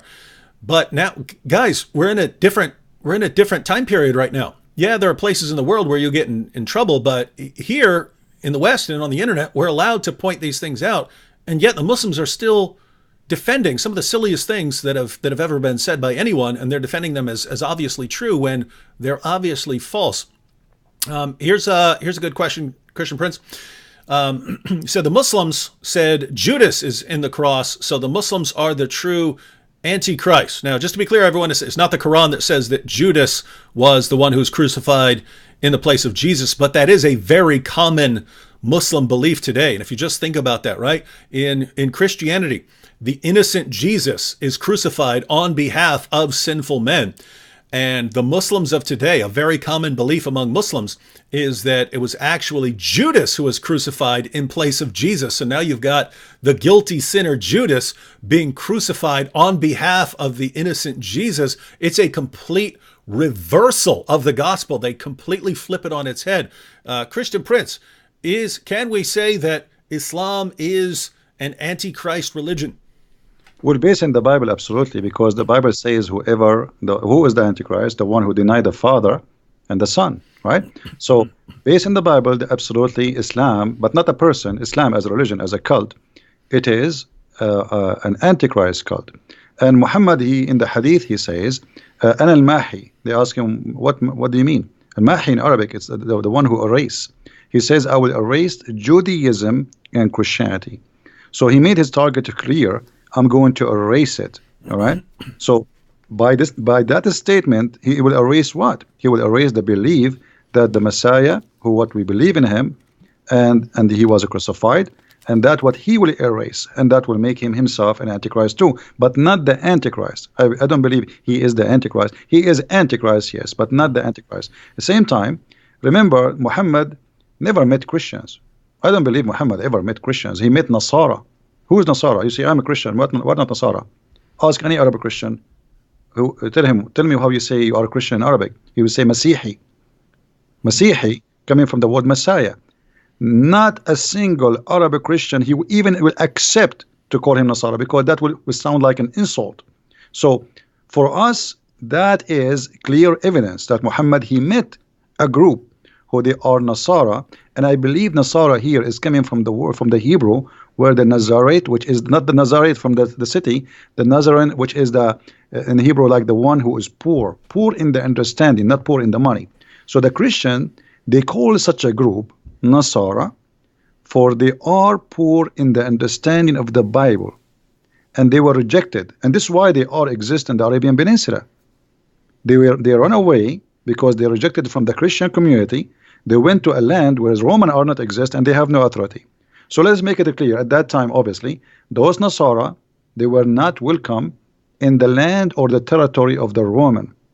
This is why the same for the Jews. Why the Jews are there? Because the Jews are not welcome between the Romans, especially after what happened in 614, where the Jews took the side with the Persian, and even before that. So the Jews, they run away for their life. They went to the Arabian Peninsula, and the same as the Nasara, because in that territory the Roman have no authority. It's just a desert. There's nobody live there. And this is what Muhammad met. He met Jews and he met Nasara. He did not meet the Christians. Yeah, so guys, try and research a little bit about the historical background there. I think it might clear up some of the things Muhammad said and some of the positions that Muslims hold today. This is kind of a two-part question here, but it's a good topic. So the question is, did Muhammad have a problem with anyone leaving him? And the second part is it because his parents left him when they died? So, Christian Prince, did Muhammad have a problem with people leaving him, leaving his religion? Well, yeah, Muhammad, he says that the one who changed his religion, kill him, and Muhammad, I don't think Muhammad, we do not know really the real fathers or parents of Muhammad. All the stories about Muhammad, like, as an example, what is the name of the father of Muhammad? Abdullah, right? Okay, how his name is Abdullah, but he don't believe in Allah? I mean, this is stupid, right? So how they call him Abdullah, but their family, his family, they don't believe in Abdullah. If you go and read all the names of the family of Muhammad, you will see Abdul Muttalib, Abdul Uzza, Abdu Manat. So all of them, they are worshipping idols. So why the father of Muhammad was called Abdullah? And yet they say to us, you don't believe in Allah. So that is silly. And Muhammad, if you have my books, you will see that Muhammad was born 4 years after his father's death. Okay, how he can be his son? This is why the Shafi'i, the Hanbali, the Maliki, they have different opinion about how a woman, she can deliver a child after the death of her husband. They go from between 2 years up to 7 to 10. Imagine a Muslim woman, depend in the Islamic sect. There's 4 Islamic major sect. A woman, she can be delivering a baby after her husband's death up to 10 years. That's madness. And then if we go and read, we will find that the father of Muhammad, he was paid for sex. The sister of Waraq ibn Nawfal, she offered the father of Muhammad 100 camel to sleep with her, which I find the number is exaggeration. It's like saying I will give you 100 car these days. 100 camel for the Arab at that time, this is like you will make you really rich. So he told her, I will go to the mother of Muhammad and I will come back to you, which means he agreed. When he came back, she said, I have no need for you no more because you slept with that woman. So here you notice, you understand from the Muslims books that Muhammad's father was a gigolo in the term of getting money for sex. And then the father of Muhammad and his grandfather, supposedly they marry the same women, and then they have sons and they have different ages, and Muhammad's father, he died supposedly 4 months or 3 months after the marriage, the wedding. So how Muhammad can be born 4 years after? Mostly, I believe, this is my belief from my study, that Waraq ibn Nawfal is the real father of Muhammad, not Abdullah. This is why I always find Muhammad is with Waraq ibn Nawfal. When Waraq ibn Nawfal, if you remember the hadith, it says when Waraq ibn Nawfal, he died, what Muhammad tried to do? He tried to jump from okay, you're talking about the suicide attempt. Yeah. But this is when after Waraqah he died. Okay, why when Waraqah died, Muhammad, he became so desperate? What happened? Because he have a special relationship with him. When Muhammad was lost as a child, where they found him? With Waraqah. When Muhammad lost in the desert, where they found him? With Waraqah. Waraqah is everywhere in the life of Muhammad. So when Waraqah he died, according to the hadith in Sahih al-Bukhari, and this is Sahih, they cannot say it's a lie, it says that the inspiration of Allah paused. Allah will not send Quran no more. And Muhammad became so sad, and he decided to jump from the top of the mountain, and he tried to do that many times. And each time he go to the top of the mountain, Jibreel, he appeared to him and he says, don't do it, for sure you are a prophet of Allah. So This is what is written in Sahih Bukhari, hadith number 6982. But why Waraqa is all over, and why Waraqa, even Waraqa is the one who told him what is the name of the angel who met him, right? When he squeezed him. Okay, how Waraqa he knew? I mean, he did not even see him. And why Khadija, she took him to Waraqa? So Waraqa is all over the life of Muhammad. There is two people, they made Muhammad a prophet. Khadija money and Waraqa. All right. This one's about Lot, and we'll probably take one or two more real quick after this. But this one is about Lot. And she says, can you explain how Lot became a prophet in Islam? And why did Muhammad think that Lot was a prophet? And guys, if you don't know why this is important, in the Bible you have the story of Lot. Lot and Abraham separate. And Lot, after the fall of Sodom and Gomorrah, his daughters apparently think that they're the last people on earth, and so they want to start the human population up again.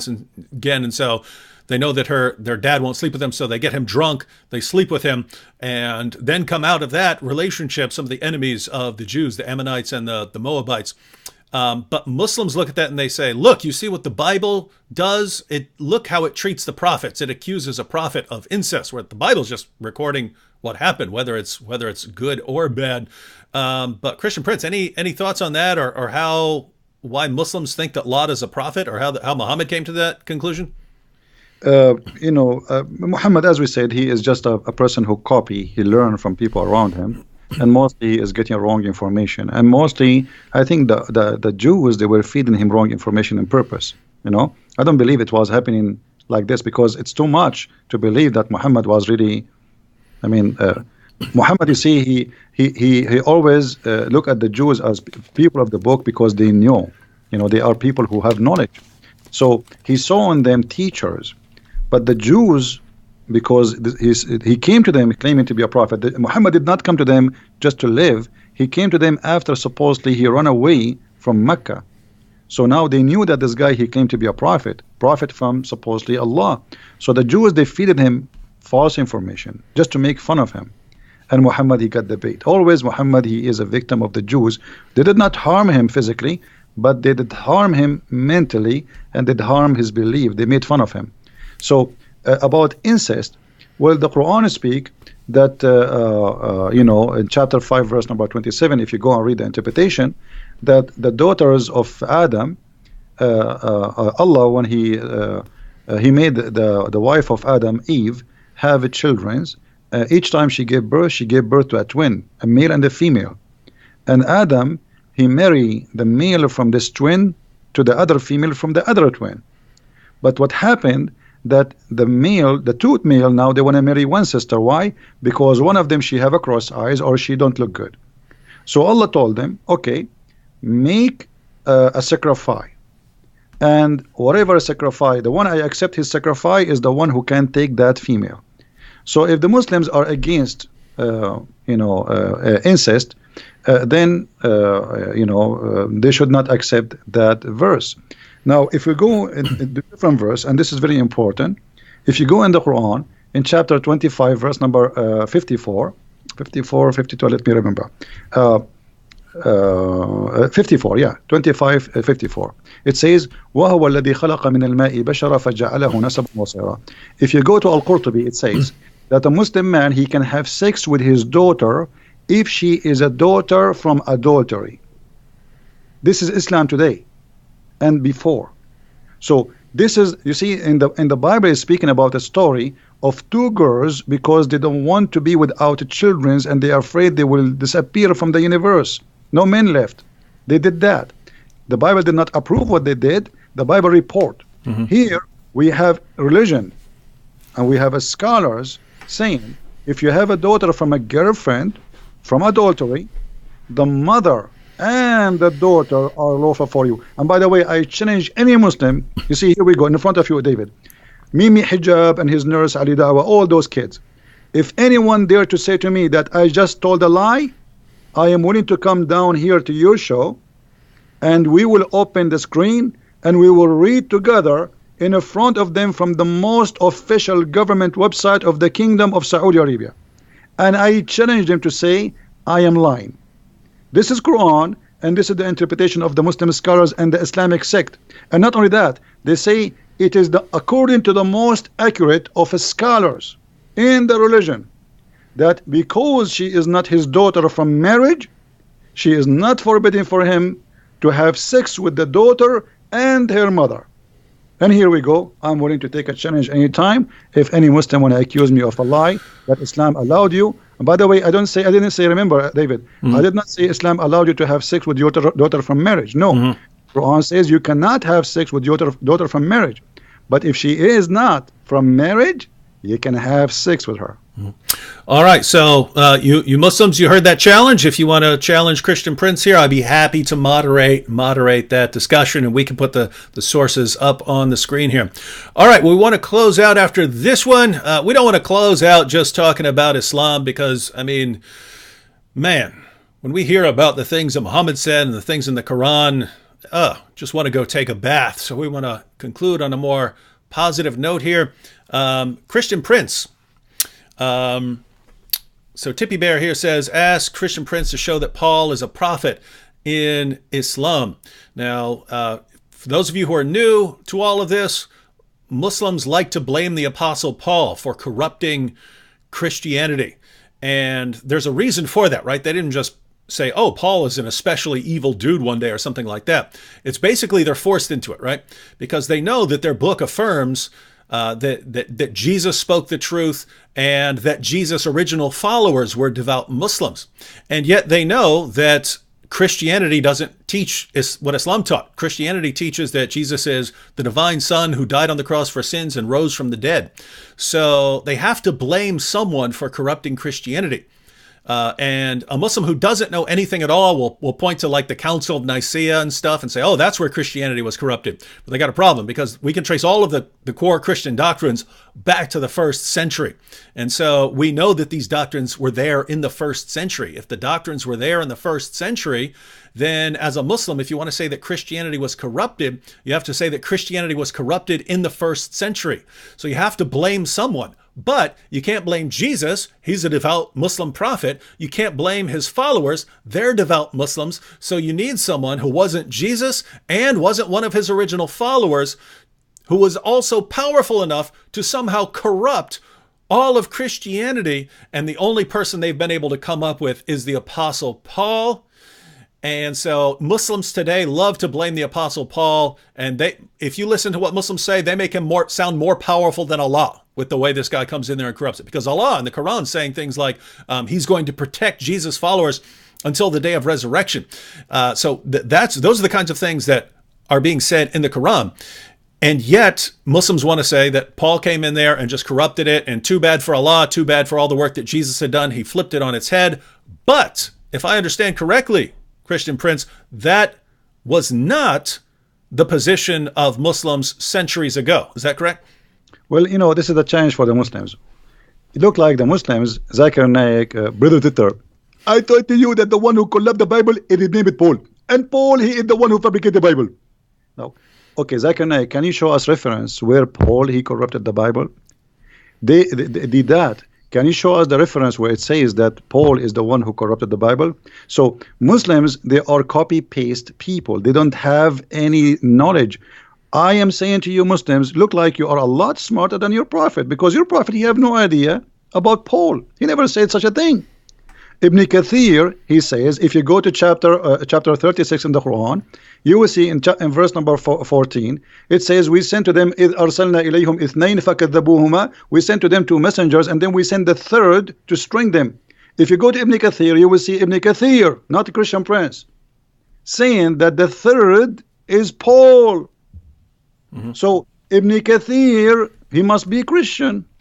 He must be working for us. Maybe we paid him. Look like Zakir Naik and Didat are smart and Ibn Kathir is a donkey. So obviously here there is some kind of copy-paste agenda, and nobody want to read. You know, they heard Zakir Naik saying that, they heard Didat saying that, and we copy and we throw it.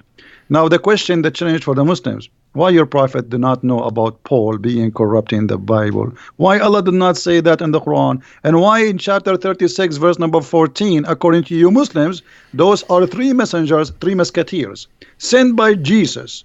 How Jesus can send people to be messengers unless he is God? How a prophet, he can make you a prophet? How somebody, he himself, he is just a prophet, he can make you a prophet? Not only that, if you go and read the interpretation, you will see that they resurrected people from death. Those three, Paul and John, Johanna, and Peter, they resurrected people from death. And the most strong one of them is Paul. Because look like Paul, for Muhammad, he have a black belt. So he is the most strong one, according to Ibn Kathir and the biggest scholars. But Paul is the enemy of Allah, according to the Abduls, who have no idea what they are talking about. So my friend, Muslims are the same as somebody, his wife is a cheater on him. He is the last one to know. Don't learn Islam from a Muslim. They do not know. They don't speak the language. And even the one who speaks the language, he lie in order to protect, as Mimi Hijabi did. Now, that is interesting that the earlier generation of Muslims, earlier generations of Muslims and Muslim commentators, it's almost like they had more respect for the Quran than Muslims today. Because, you know, if you look at what the Quran says, that Allah protected the true followers of Jesus until they became victorious over those who rejected Jesus. Well, the people who became victorious in Christianity were people who believed in the Apostle Paul. They believed in the Gospels that we have. They believed in the letters of Paul. So according to the Quran, those are the true followers of Jesus. Again, Allah said that he was going to protect the Christians, Jesus followers, until the day of resurrection. When your average Muslim believes that Paul immediately came in there and undid all the work that Jesus had done, and Allah couldn't stop him. And so it's just the earlier generations of Muslims wanted to say, no, Paul was someone who was sent by Jesus. They had to believe that, because otherwise they're accusing Paul of being more powerful than Allah, and they didn't want to do that. Muslims today, nope, they want to deify Paul. In other words, you've got Muhammad here, right? You've got Muhammad, and Muhammad is a slave of Allah. So there's Muhammad and then there's Allah. But then, according to Muslims today, the Apostle Paul came in there and he just overpowered Allah. So the Apostle Paul's more powerful than Allah, but Paul calls himself a mere bondservant of the Lord Jesus Christ. So, according to Muslims today, you've got Muhammad, but Allah is more powerful than him, but Paul's more powerful than Allah, and Paul is a mere bondservant of the Lord Jesus Christ. My Muslim friends, whom should you be listening to? Muhammad? Allah? No, of course you should be turning to the Lord Jesus Christ. All right, Christian Prince, we want to close out, but any last words you have for the Muslims who are watching? I feel sorry for them, and you are following a false god. You do not know where the sun set. You do not know how the day and the night they work. You do not know how the baby is made.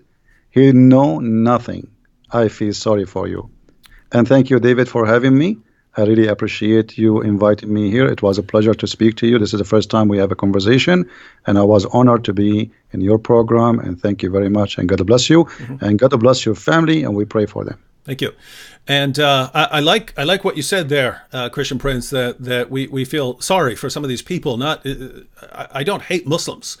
But we feel bad for you, right? You've been misled all your lives. You've been fed false information all your lives. And so we're here because we're trying to help you. We've dedicated our lives to trying to help you, because you've been manipulated and brainwashed all your life into believing things that are obvious nonsense. And then someone like Christian Prince comes along and he tries to show you, guys, you've been lied to all your life. I want you to know the truth. I want you to spend eternity with the Lord Jesus Christ. And you hate him for it. Why would you hate someone who spends his life trying to help you guys?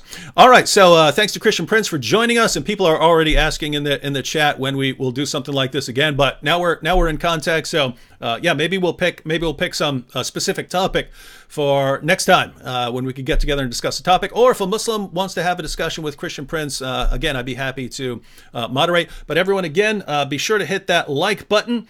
And you have the links to Christian Prince's his channel, his Facebook page, and his Patreon. So again, before you leave, go ahead and click that Patreon link and support him for $5, $10 a month, or something like that. Some of you have awesome jobs and stuff like this, and you could support him with $100 a month or something like that. But again, as someone who knows how much work goes into really putting out lots of content on Islam and buying the resources and having good equipment, there's a lot of costs associated just with doing stuff on YouTube and Facebook and stuff like that. So if you want to see Christian Prince continue doing his work and doing more in the future, be sure to support him. Other than that, I'll see you all again next time.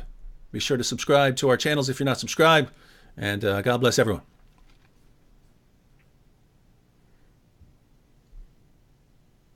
Thank you, David. Take care. Good night. Oh, yeah.